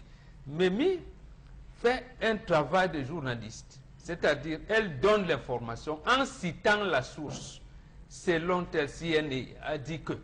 Après, elle revient, a dit le porte-parole de la Défense demande l'information en disant voici le communiqué de porte-parole du ministère de la Défense. Après, il revient en disant tiens, on dit que le pasteur, le missionnaire est décédé au cours d'un échange. Elle cite chaque fois les sources de l'information. Et en quoi, j'allais dire, le terrorisme vient faire, ou la cybercriminalité vient faire là-dedans. C'est justement, comme à l'entame de l'émission tout à l'heure, je vous ai dit, que quand on a condamné Joseph K, d'abord on confond le nom. Un procès kafkaïen. Voilà, c'est un procès kafkaïen. Et c'est pour cette raison que je dis, nous sommes dans une dictature. Nous avons en face de nous une dictature. Qui a hérité de la répression. Justement, comme autorité morale du continent africain, je vous dis toujours, vous sur le plateau et ceux qui nous écoutent, sachez identifier l'ennemi. Sachons identifier l'ennemi. Regardez comment les Européens réagissent. Ils vous disent Kadhafi est un dictateur. Vous n'avez même pas, y compris les chefs d'État africains, on vient tuer Kadhafi devant eux, ils ne font rien. Et c'est ça les opposants dans notre pays. On leur dit, mais vous avez une dictature en face qui est en train de vouloir tuer tout le monde, d'organiser un assassinat collectif. Ils commencent à vous dire, non, tel est un agent du régime, tel est ceci, et ils font que prendre du terrain. Donc, en fait, ce qui arrive à Mimi, c'était arrivé si la presse ne s'était pas organisée, ou alors le peuple, avec Ebola, Baba Wame et Rodrigue Tongue à l'époque. Et surtout le correspondant en langue Hausa de RFI. Ahmed Abba. Donc, ne soyez pas surpris, comme vous nous avez énuméré les chefs d'inculpation, premièrement, qui lui étaient reprochés, qui change, au bout dès qu'elle défère à cette convocation, on change ça 3 fois. Donc moi, je ne serais pas surpris qu'autour de 18h, 19h, qu'on me dise que Mimi est transféré à Yaoundé, en coaction avec Sissakou Ayouk Tabe. Ah bon? Ça peut arriver? Je vous dis, dans la dictature comme celle que nous avons, ça peut arriver. Vous avez 2 exemples. C'est pas sérieux. On ne peut pas imaginer que Mimi Mefo soit en coaction avec Sissi Kouarouktabé. À un moment donné, il faut être logique. Je comprends. Permets-moi de dire que vous êtes naïf. Marafa est condamné pour un chef d'accusation qui n'existe même pas dans le code pénal. Mais il a écopé de intelligence philosophique, quelque chose comme ça. Voilà. Et on vous dit, Vamoulke est inculpé en coaction avec Mendoza. Ils ont géré ensemble quelque chose. Bon, voilà les thèmes d'accusation. Donc, aujourd'hui, et je pense que vous l'avez dit, je partage le point de vue de cet aîné qui vous a dit qu'effectivement, on a bâillonné. D'abord, il n'existe pas de loi de syndicats qui régit les syndicats au Cameroun. On a bâillonné la société civile. On a bâillonné les partis d'opposition. Le seul pouvoir qui restait, et on interdit aux magistrats de se constituer en syndicat, le seul pouvoir qui restait, c'est la presse. C'est la presse. Et maintenant on dit, bon, si on ferme Equinox, si on ferme telle chaîne, si on suspend, ça va être trop gros. Donc mieux vaut couper les têtes des journalistes. On va les prendre individuellement. Voilà comment la dictature... Il faut faire peur aux autres. Soit vous allez chercher à fuir, et ils vont dire, non mais non, les journalistes dans notre pays, vraiment, écoutez même le ton. Même le chef de l'État va vous dire, regardez même comment on me dessine. Et on dira que maintenant... Chaque 3 mai, lors de la journée internationale de la liberté de la presse, le ministre de la Communication se fend en diatribe sur la situation de la presse au Cameroun et estime que le Cameroun, de par sa multitude de titres et de radio et télévision, est le territoire, l'havre de la liberté de la presse. Vous voyez, il n'arrive donc pas à trouver un simple chef d'accusation. Lorsque Pius Ndiawepe à son âme dit, le chef de l'État aurait été victime d'un malaise. On dit la source.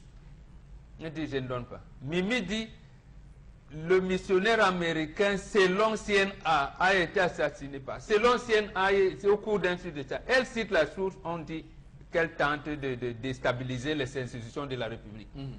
C'est quand même, c'est trop gros. Tout à fait. Dit, mais maintenant, et personne n'aime plus que la source, puisqu'elle donne la source.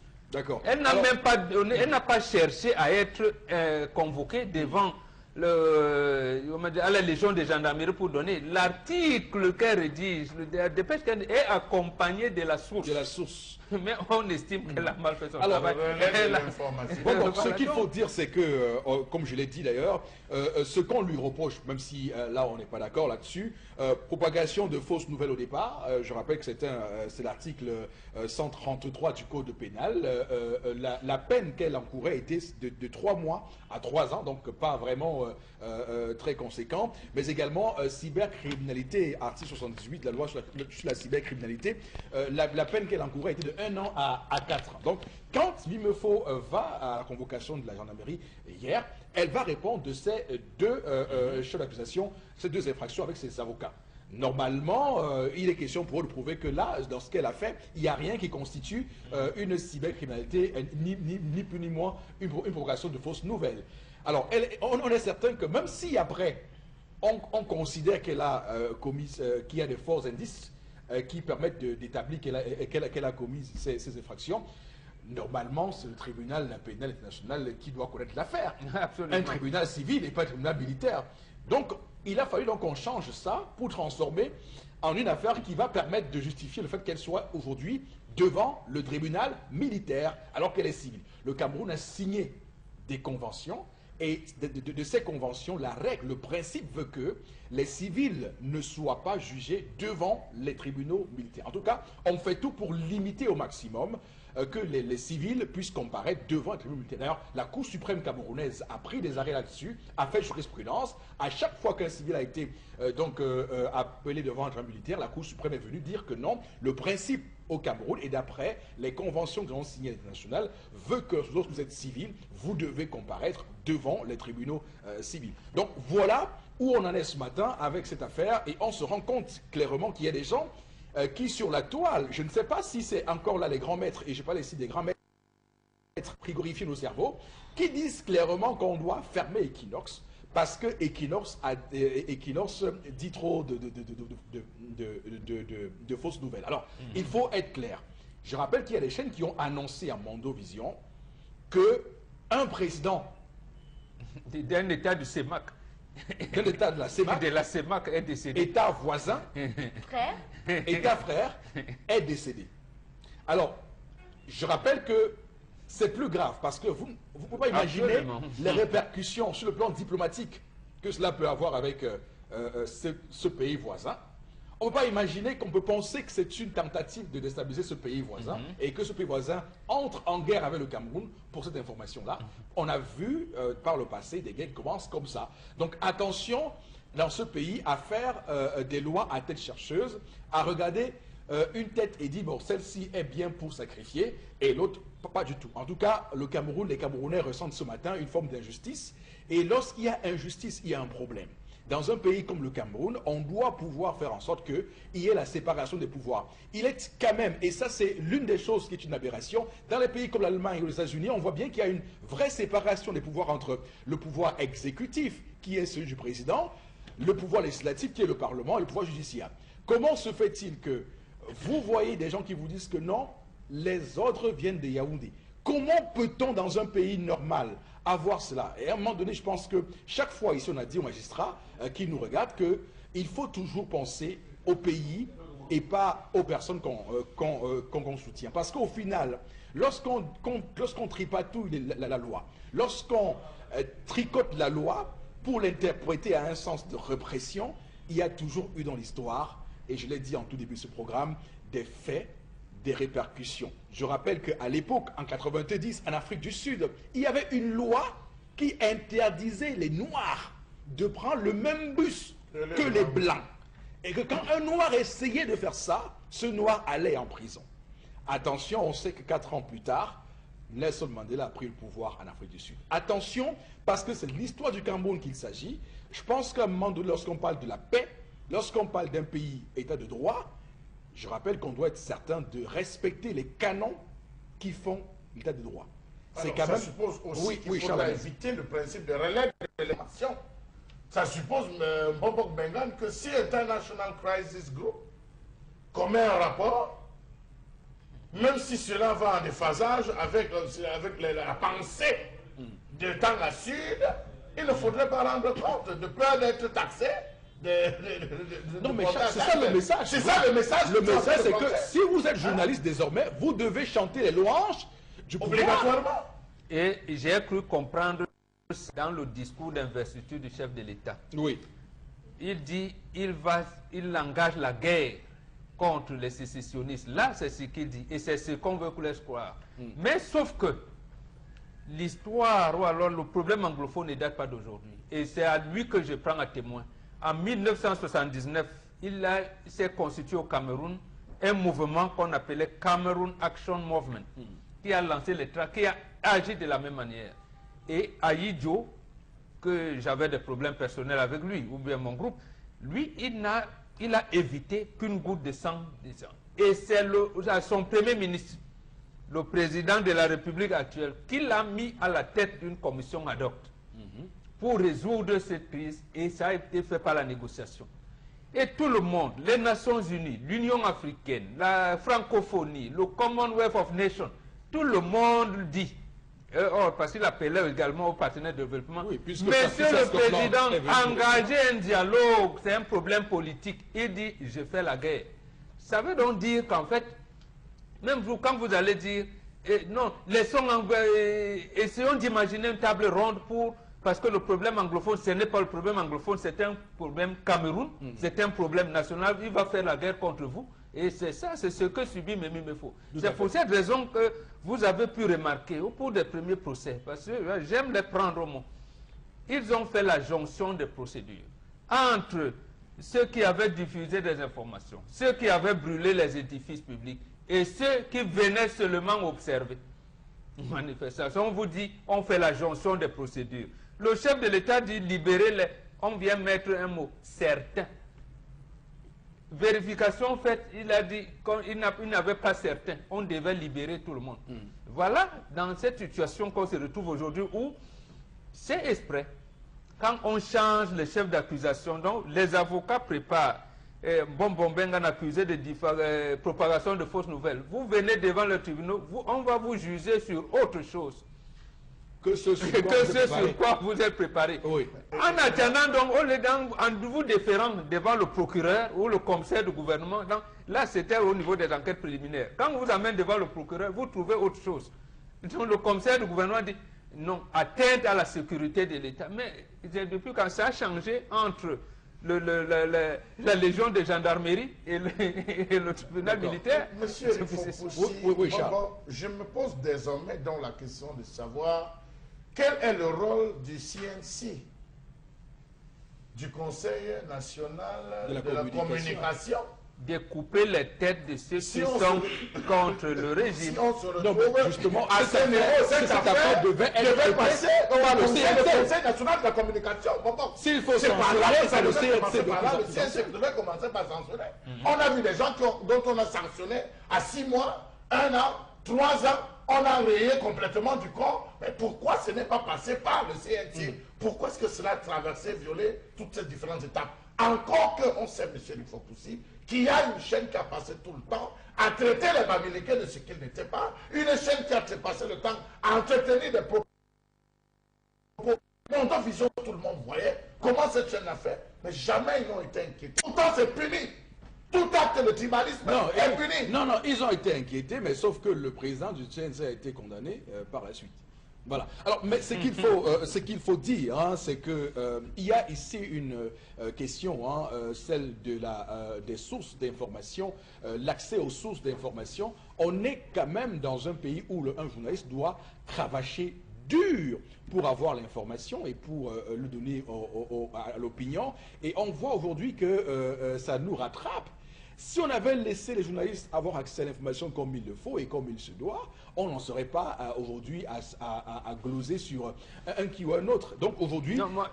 si vous permettez, lorsque le ministre de la Communication, porte-parole du gouvernement, nous amène à des fausses informations, on fait comment?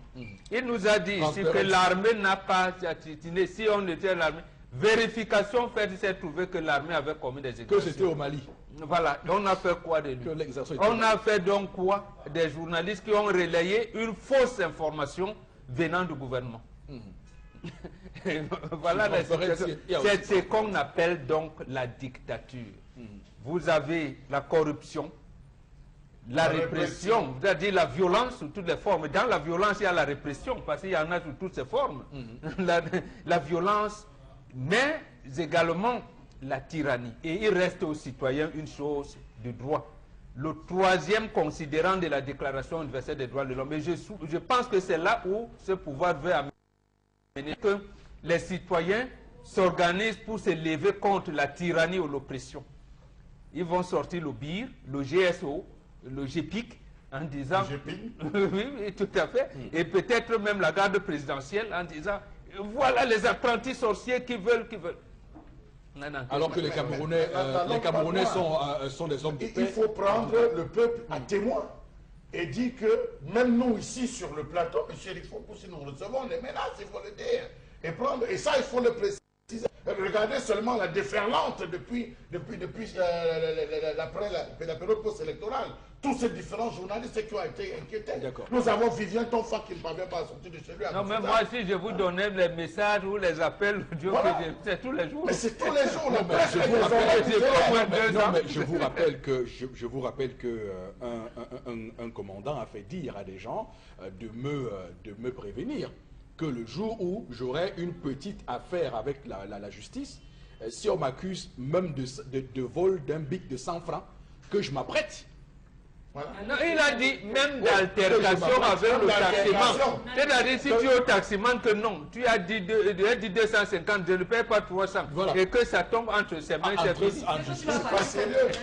Voilà, donc c'est ces menaces qu'on reçoit tous les jours. Mais nous restons forts parce qu'il faut le dire tout de suite. Et je pense que le président Paul Biya, qui nous regarde ce matin, doit se dire quand même qu'il est le président de la République, donc le garant de la Constitution du Cameroun, le garant des libertés au Cameroun. D'ailleurs, en droit, on parle de juge de liberté. Le principe en droit, c'est la liberté. On incarcère dans des cas d'extrême urgence. Mais Mimi Mefo, elle représente quelle menace pour comparaître étant incarcérée? Elle représente le juge est un juge de liberté. Elle n'est pas encore condamnée, elle jouit encore de la présomption d'innocence. C'est un principe de droit consacré. Restons sur le droit, évitons. Est-ce que sa source même est une source légitime qu'on peut contacter à tout moment? Partant de cela, vous savez, aujourd'hui, c'est ce qui amène aujourd'hui les gens, quand vous vous retrouvez à faire un commentaire, à faire le screenshot pour garder comme preuve. Vous allez parfois sur des sites pour récupérer, vous avez un article de presse ou en public, il faudrait faire le screenshot pour conserver. Mais je pense que si elle a reconnu. Pourquoi ne pas s'attaquer aux médias si elle a... Le régime dictatorial, nous, on a eu des situations où vous avez une autre personnalité, vous a accordé une interview. Vous retranscrivez l'interview, vous lui donnez, elle corrige, vous restez avec la bande, vous publiez l'interview, il dit qu'il ne vous a jamais rencontré. Et on vous condamne au tribunal, vous venez avec la bande, en montrant même des demandes d'audience, c'est-à-dire j'étais entré tant jour, non, on vous condamne. D'accord. Et c'est pour cette raison que vous avez, j'ai dit, les propos de Zinedine Zidane nous parlent comme si c'était encore aujourd'hui. Vous savez, dans le football, on dit souvent, on n'échange pas l'équipe qui gagne. Mais Zidane a eu cette idée, je pense qu'il était inspiré. Quand il venait de remporter la Coupe d'Europe avec le Real Madrid, il dit, quand on s'accroche à un poste, c'est qu'on a échoué de faire ce qu'on devait faire. Et ce n'est pas la tricherie qu'on veut exister. Quand on a réussi de grandes choses, on est fier de partir. Vous avez interpellé le président de la République. D'accord, c'est lui, le commandant en chef de l'armée. C'est vrai, mais pourquoi s'accroche sur le pouvoir? Moi, il me semble qu'il soit proche de ce que Zidane a dit. Puisque Zidane avait tout pour rester. On ne change pas l'équipe qui gagne. Mais il dit que moi j'ai fait des bonnes choses. Pour ce qui m'intéresse ce matin, c'est vraiment de libérer Absolument. Il faut, c'est ce qui nous intéresse ce matin parce que il s'agit là de la loi et on doit respecter la loi. Le principe en droit veut que l'incarcération soit l'exception et pas le principe. Le principe, c'est la liberté. Donc, on doit devoir libérer notre collègue Mimi Mefo qui n'a rien à faire à la prison centrale de Newbel parce que pour l'instant, quel que soit ce qu'on lui reproche, elle bénéficie de la présomption d'innocence. C'est une personne qu'on connaît, on sait où elle réside. On sait où elle réside. Attendez, c'est quand même pas sérieux. Voilà. On sait là où elle travaille. Elle a un patron reconnu. Mais je pense quand même que des engagements pouvaient être pris pour qu'elle puisse répondre librement en toute liberté. Avec tout un collège d'avocats, qui sont portés mais quand même. D'accord. Donc, je rappelle que hier, elle a été menottée, hier tard à 23h, comme un bandit de grand chemin. Alors que le Chinois, à qui on a trouvé avec plus de 2 millions de francs de fête, lui, il peut balader comme il était en bas. Voilà ce qui se passe au Cameroun. On l'a donc écroué à Newbel avec les bandits de grand chemin, avec les détourneurs de fonds publics en milliards et en et avec tous les violeurs et tous les braqueurs qu'on peut imaginer en prison. Elle est là-bas avec eux parce qu'elle est journaliste. Alors, Karine Sotia, vous allez également donner votre réaction sur ce sujet. Alors, ce sujet est très inquiétant parce que pour les jeunes journalistes comme nous, ça va créer une certaine frousse pour entrer dans le métier. Et on aura l'impression que ce n'est que lorsque vous travaillez pour la chaîne nationale que vous avez la certitude que jamais on ne vous inquiétera pour une information donnée. Maintenant, le cas de Mimi Mefo, c'est quelqu'un que, en fait, vous n'avez pas besoin de la connaître pour savoir que c'est quelqu'un de professionnel.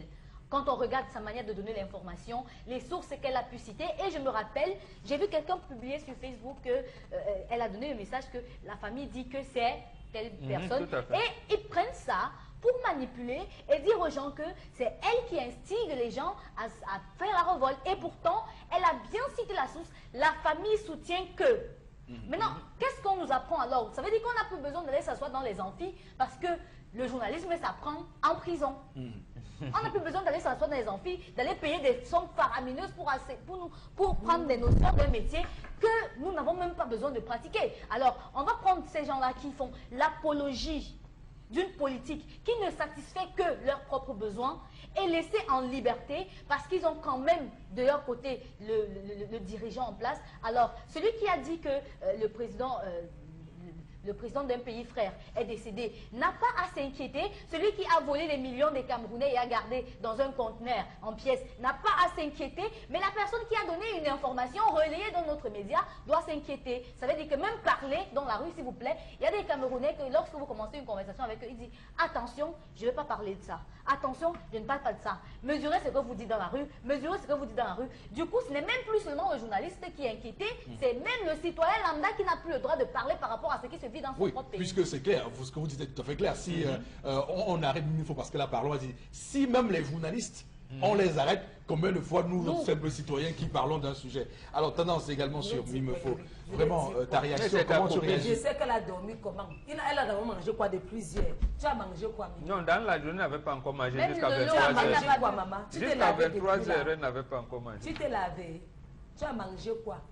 Tu fais quoi là-bas à l'heure-ci? Tu devais être là en train de... Peut-être à un reportage ou en train d'envoyer quelqu'un. Eric. Mais moi, je suis dépassée. Je ne sais pas ce qu'elle veut dire. Ce qu'elle peut dire en bon français, c'est que justice soit faite. Parole de maman, une dame. Quelle justice? La justice ou la... Que justice soit faite pour le cas des... Parole d'une maman en détresse. Non. Que je laisse, je vais...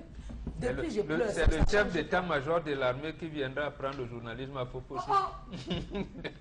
C'est lui qui va vous donner les canons. Je vais savoir si elle a lavé depuis le matin. C'est la petit déjeuner. Si elle a lavé, parce que la prison, c'est un autre monde. Oui, on m'a dit qu'en prison, c'est grave. Que c'est un autre monde.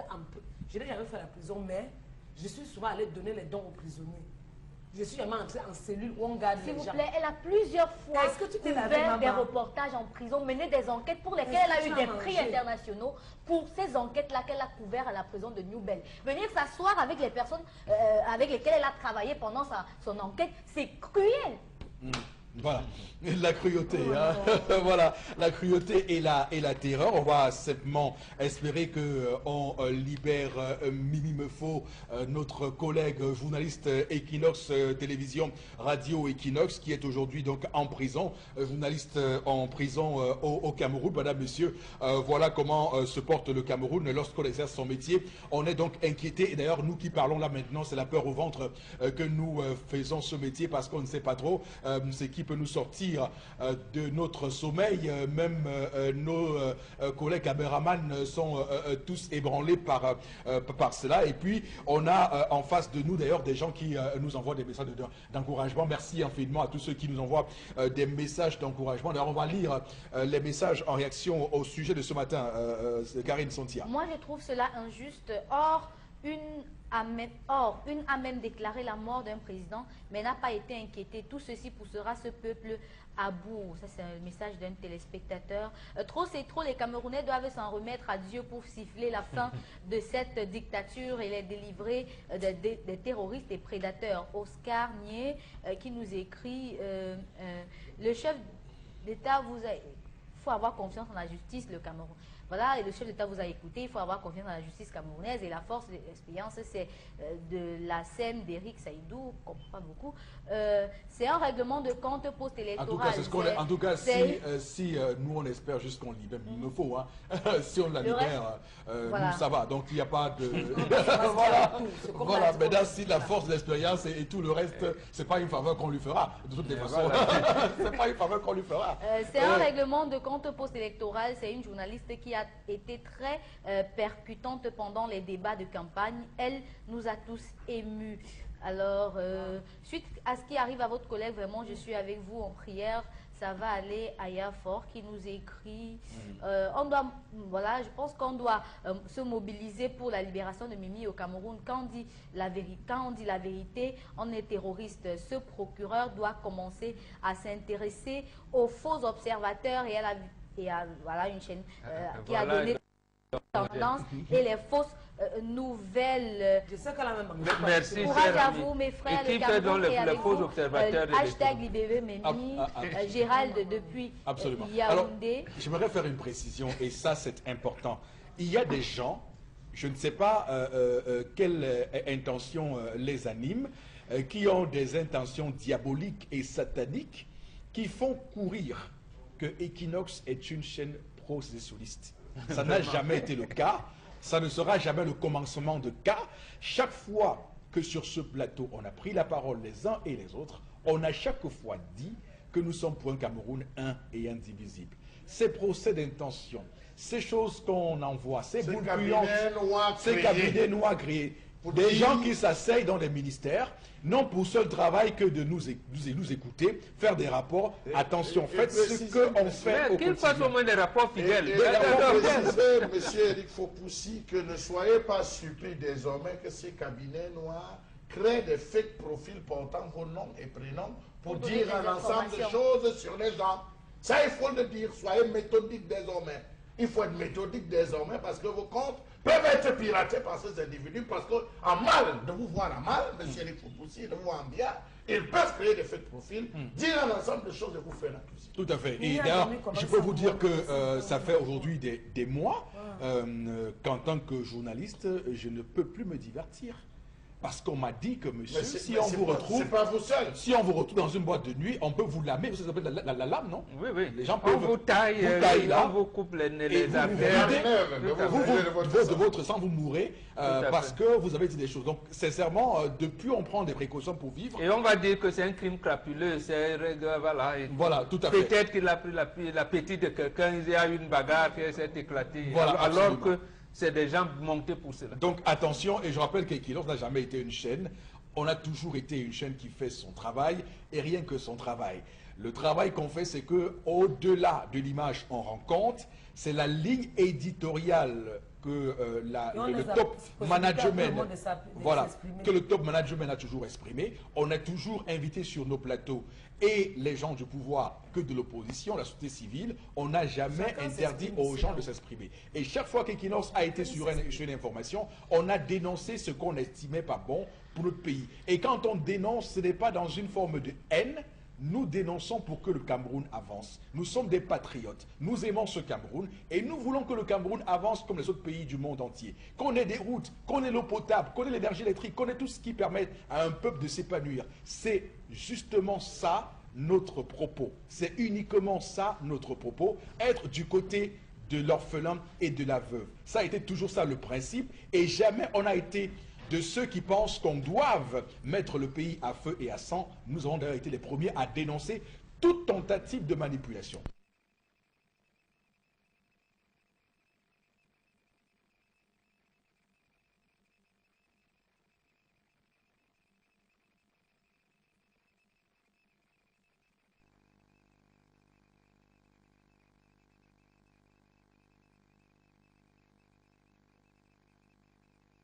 Et la chaîne qui, au-delà de l'image, vous rencontre. A tout de suite pour interpellation.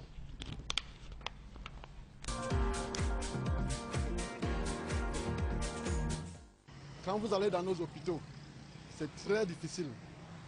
On n'arrive pas à se soigner. Le plateau technique est, je ne peux pas dire mauvais, mais ce n'est pas assez développé. Et les gens n'ont pas de moyens de se soigner. La preuve, vous avez un ministre qui s'est fait opérer à l'étranger. Ce n'est pas bon. Bon, moi, actuellement, j'ai un vœu. Je souhaiterais que le prochain, nous sommes à la veille des campagnes électorales, de la présidentielle particulièrement, je souhaiterais que le futur dirigeant de ce pays soit un dirigeant proche du peuple. Pas un dirigeant qui est absentéiste, un dirigeant qui soit à côté des populations pour connaître exactement ce que vivent les populations. Je crois que là, il pourra faire avancer le pays. Ça ne va pas, ça ne va pas. Merci. Retour sur le plateau et pour parler de... Voilà encore un sujet qui va encore nous faire dire des choses qui ne vont pas plaire aux gens. Donc, en réalité, on parle là du système de santé au Cameroun, de la question sanitaire. Alors, avant que Karine Sontiel réagisse à ce qu'a dit le compatriote, actuellement, dans un hôpital à Douala, il y a des personnes qui sont allées comme des gardes-malades pour accompagner une personne malade, justement, et qui, après avoir été, après avoir satisfait tout, qu'on satisfait lorsqu'on va à l'hôpital, régler, oui, à la cantine, ils ont payé le code AMI. Ils n'ont pas payé, et il y a une major là-bas, qui a demandé qu'on donne sa bière pour sortir. Ça fait 2 jours, on ne peut pas sortir parce qu'il faut donner la bière. Et ça se passe comme ça au Cameroun et personne ne se lève pour dire non à cela. On doit éviter ces personnes qui sont payées pour un travail, mais qui viennent spolier les poches des citoyens camerounais au prétexte qu'on doive leur donner leur bière. J'ai dit au gars de malade en question qu'il fallait lui dire que ce n'est pas seulement la bière qu'elle doit attendre, qu'elle attend le casier. Parce que cette bière-là ne sortira jamais. Et qu'elle continue comme ça. Donc, notre chère Karine Sontiel va réagir. Alors, voilà. Par rapport à l'interpellation de ce matin, je vais dire que lorsqu'on attend toutes les questions de santé au Cameroun, on se rappelle toujours de Monique Koumaté, qu'elle est entrée devant l'hôpital Argentini de Douala. Oui, absolument.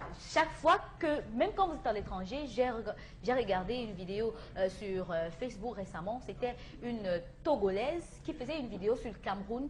Elle a raconté l'histoire du Cameroun comme si elle était à côté de Mbombo qui vivait avec lui. En fait, elle a raconté l'histoire et a tout décrit. Et elle a fini par atterrir sur les élections présidentielles récentes. Maintenant, moi, je veux bien qu'on parle de santé et qu'on parle de toutes ces maladies qui touchent les Camerounais dans le nord-ouest. Le choléra, par exemple, où en est-on?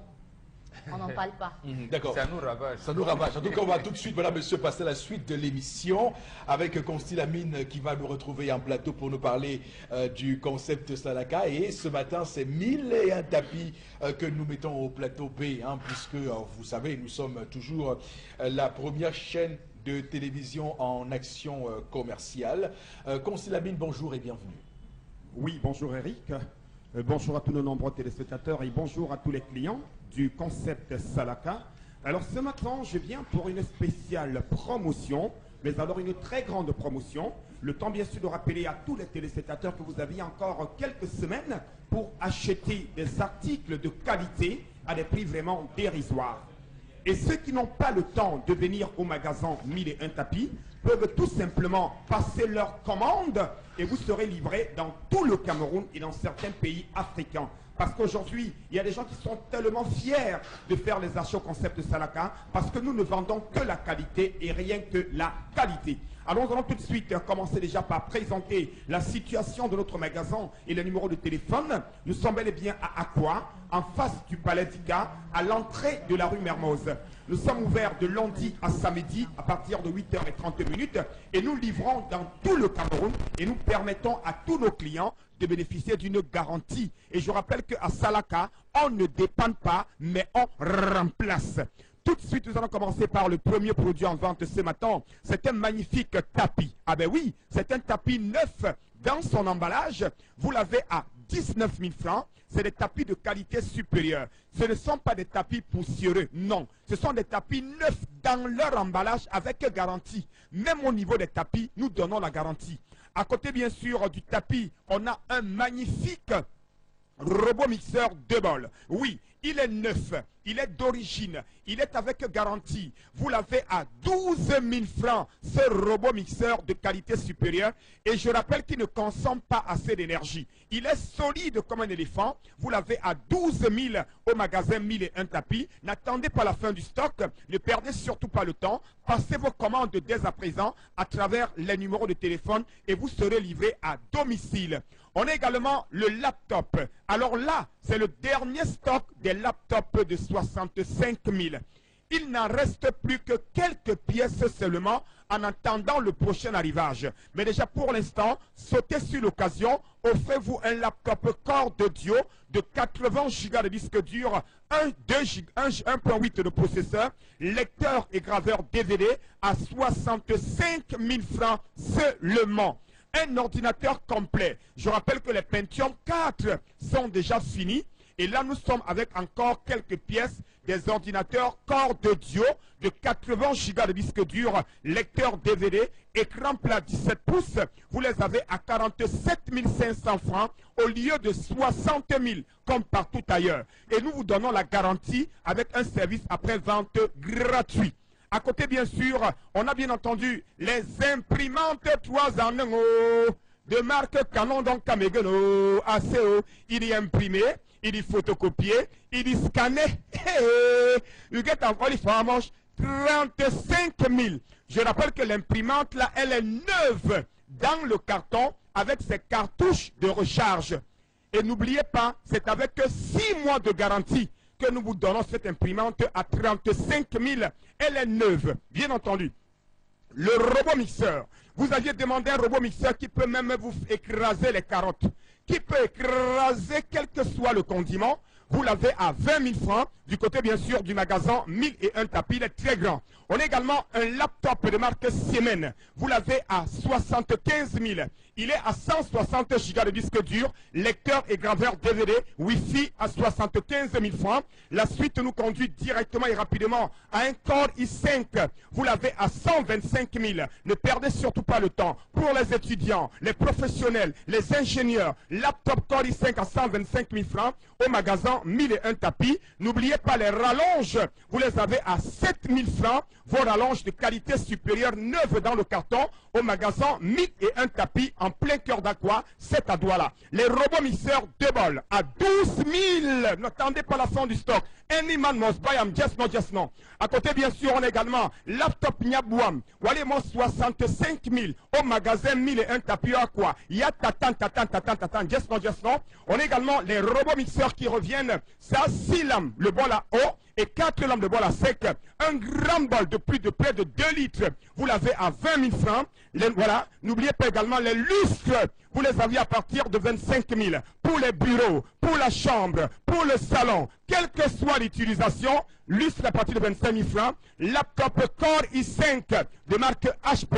250 Go de disque dur, 4 Go de RAM à 125 000 francs. Régulateur de tension numérique, vous l'avez à partir de 16 000. Ça se passe au magasin 1001 tapis et nulle part ailleurs. Alors, chers téléspectateurs, n'achetez plus n'importe quoi. Passez vos commandes dès à présent et n'oubliez surtout pas que le concept Salaka est un concept crédible, est un concept très aimé et nous livrons dans tout le Cameroun. Donc un Iman Touré, robot mixeur à 20 000, le moyen à 12 000, les oufs à 25 000 francs, les rallonges, les bouloirs, sans oublier les ordinateurs complets à 47 500 francs, les laptops à 65 000 et bien entendu, n'oubliez pas la cerise sur le gâteau, les imprimantes multifonctions à 35 000 seulement. Merci beaucoup. Merci infiniment. Mesdames, Messieurs, on va poursuivre cette émission avec la lecture des messages que vous nous envoyez à travers le numéro qui s'affiche régulièrement au bas de votre petit écran. Et c'est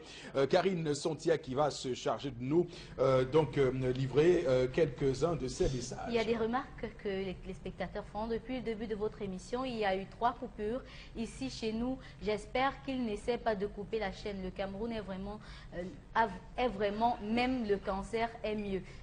Libérer Mimi me faut, hashtag Laurie de Paris. Voilà. Mimi il y a eu me 3 faut... coupures, comme on l'a dit en tout début, parce que je vous ai dit que ce pays, on sait un peu comment ça fonctionne et qu'il serait probable que d'ici là, qu'on ait des problèmes techniques qui ne sont pas dépendants. Peut-être voudrait dire que la coupure est continue, mais comme on a un groupe électrogène, on fonctionne avec le groupe. Tout à fait. Mimi Mefo is a great woman. I pray God for God help her for all Cameroon. Dieudonné Combe from God bless Equinox TV.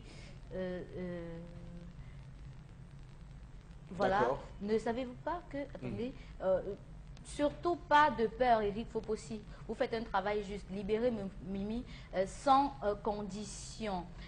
Quelqu'un m'avait dit un jour qu'il arriverait un jour dans ce pays où même pour un bisou ou embrasser sa copine sera justifié devant la barre. Bon courage, Mimi. Bon, voilà. D'accord, donc il faut clairement dire que pour ceux qui font des élucubrations sur la propagation de fausses nouvelles, je rappelle que pour l'instant, rien, aucun élément nous permet de dire que notre collègue Mimefo a propagé des fausses nouvelles parce qu'elle a cité les sources et elle a graduellement traité l'information. Contrairement à un autre cas où une fausse nouvelle a été clairement propagée sans que cela n'émeuve personne. Donc c'est pour vous dire que dans cette affaire, il y a des choses qu'on doit devoir prendre en compte. Le métier de journaliste est un métier très compliqué. On est souvent soumis à de fortes pressions et de fortes intimidations, mais on va rester fort, rassurez-vous, pour que le Cameroun, pour que les citoyens camerounais aient la chance de savoir ce qui se passe dans leur pays, de savoir la vérité de ce qui se passe dans leur pays. Et c'est en cela que le journalisme est un pilier important de la démocratie. Et c'est peut-être là où je vous rejoins, Obenga, lorsque vous parlez de dictature, parce qu'au final, qu'est-ce que c'est que la démocratie? C'est le pouvoir au peuple. Et lorsque le peuple a ce pouvoir-là, le peuple a besoin de l'information de qualité, de l'information équilibrée, de ce qui est réel, pouvoir décider de la personne sur qui il porte son choix pour le représenter. Ce n'est que ça la démocratie. Ça veut dire que vous avez donc des institutions, comme vous avez dit, représentatives. Oui. On n'a pas peur, le magistrat n'a pas peur que ma carrière sera comment. Et si le pouvoir exécutif va faire comment de moi. De ma carrière. Voilà. C'est pour ça le que... pouvoir législatif. Voilà, le pouvoir législatif également. Hier, en quoi le magistrat peut-il changer 3 choses d'accusation? Et c'est vrai que dans la justice, on peut requalifier les faits. Oui. Mais au moins, on vous laisse d'abord vous justifier pour le fait qu'il vous a amené devant lui. Devant lui. Vous dites que j'ai volé le téléphone de tel, oui, mais on ne peut pas vous appeler pour avoir volé le téléphone. Après on vous dit, vous avez cassé le mur, c'est pas le téléphone. Vous allez donc mettre à justifier quoi? Voilà, tout à fait. Vous dites cambriolage. J'espère que ce gouvernement de buveurs de sang a décidé de silencier tout le monde. Un gouvernement qui a tué les leaders tels que la Piro de Banga, Pius Ndiawe, et décide d'incarcérer de jour en jour de nombreux avocats et journalistes. Un gouvernement qui a commencé un nouveau mandat avec des intimidations et arrestations. Quelle honte pour ce gouvernement! Il faut avoir peur de Dieu. Libérer Mimi Mefo. Signer la Piro Junior de Mbanga. En tout cas, alors il faut dire, et ça c'est clairement cela, je rappelle, et je rappelle clairement aux personnes qui nous regardent ce matin, que le métier de prend à l'école. Et que lorsqu'on vous recrute comme journaliste, c'est sur la base de vos états de service. Absolument. Et que Mimefo est une journaliste qui fait ce métier depuis plus d'une décennie. Elle n'a pas commencé maintenant. C'est une journaliste reconnue comme étant professionnelle. Partout où elle est passée. Et d'ailleurs, je vois des gens, je vais pouvoir me dire, mais Mimefo, mais ce qu'on lui reproche, ils n'arrivent pas à comprendre comment c'est possible, puisqu'on a vu comment elle fait son métier, même sur Twitter. Alors, s'il faut instrumentaliser la crise anglophone pour mettre à mal toute une profession, est-ce que ça vaut la peine? Est-ce que ça vaut la peine? Et peut-être, est-ce que ça vaut la peine de sacrifier toute une profession pour ce que Achille Bembe appelle cette sale guerre? Est-ce que ça vaut le prix?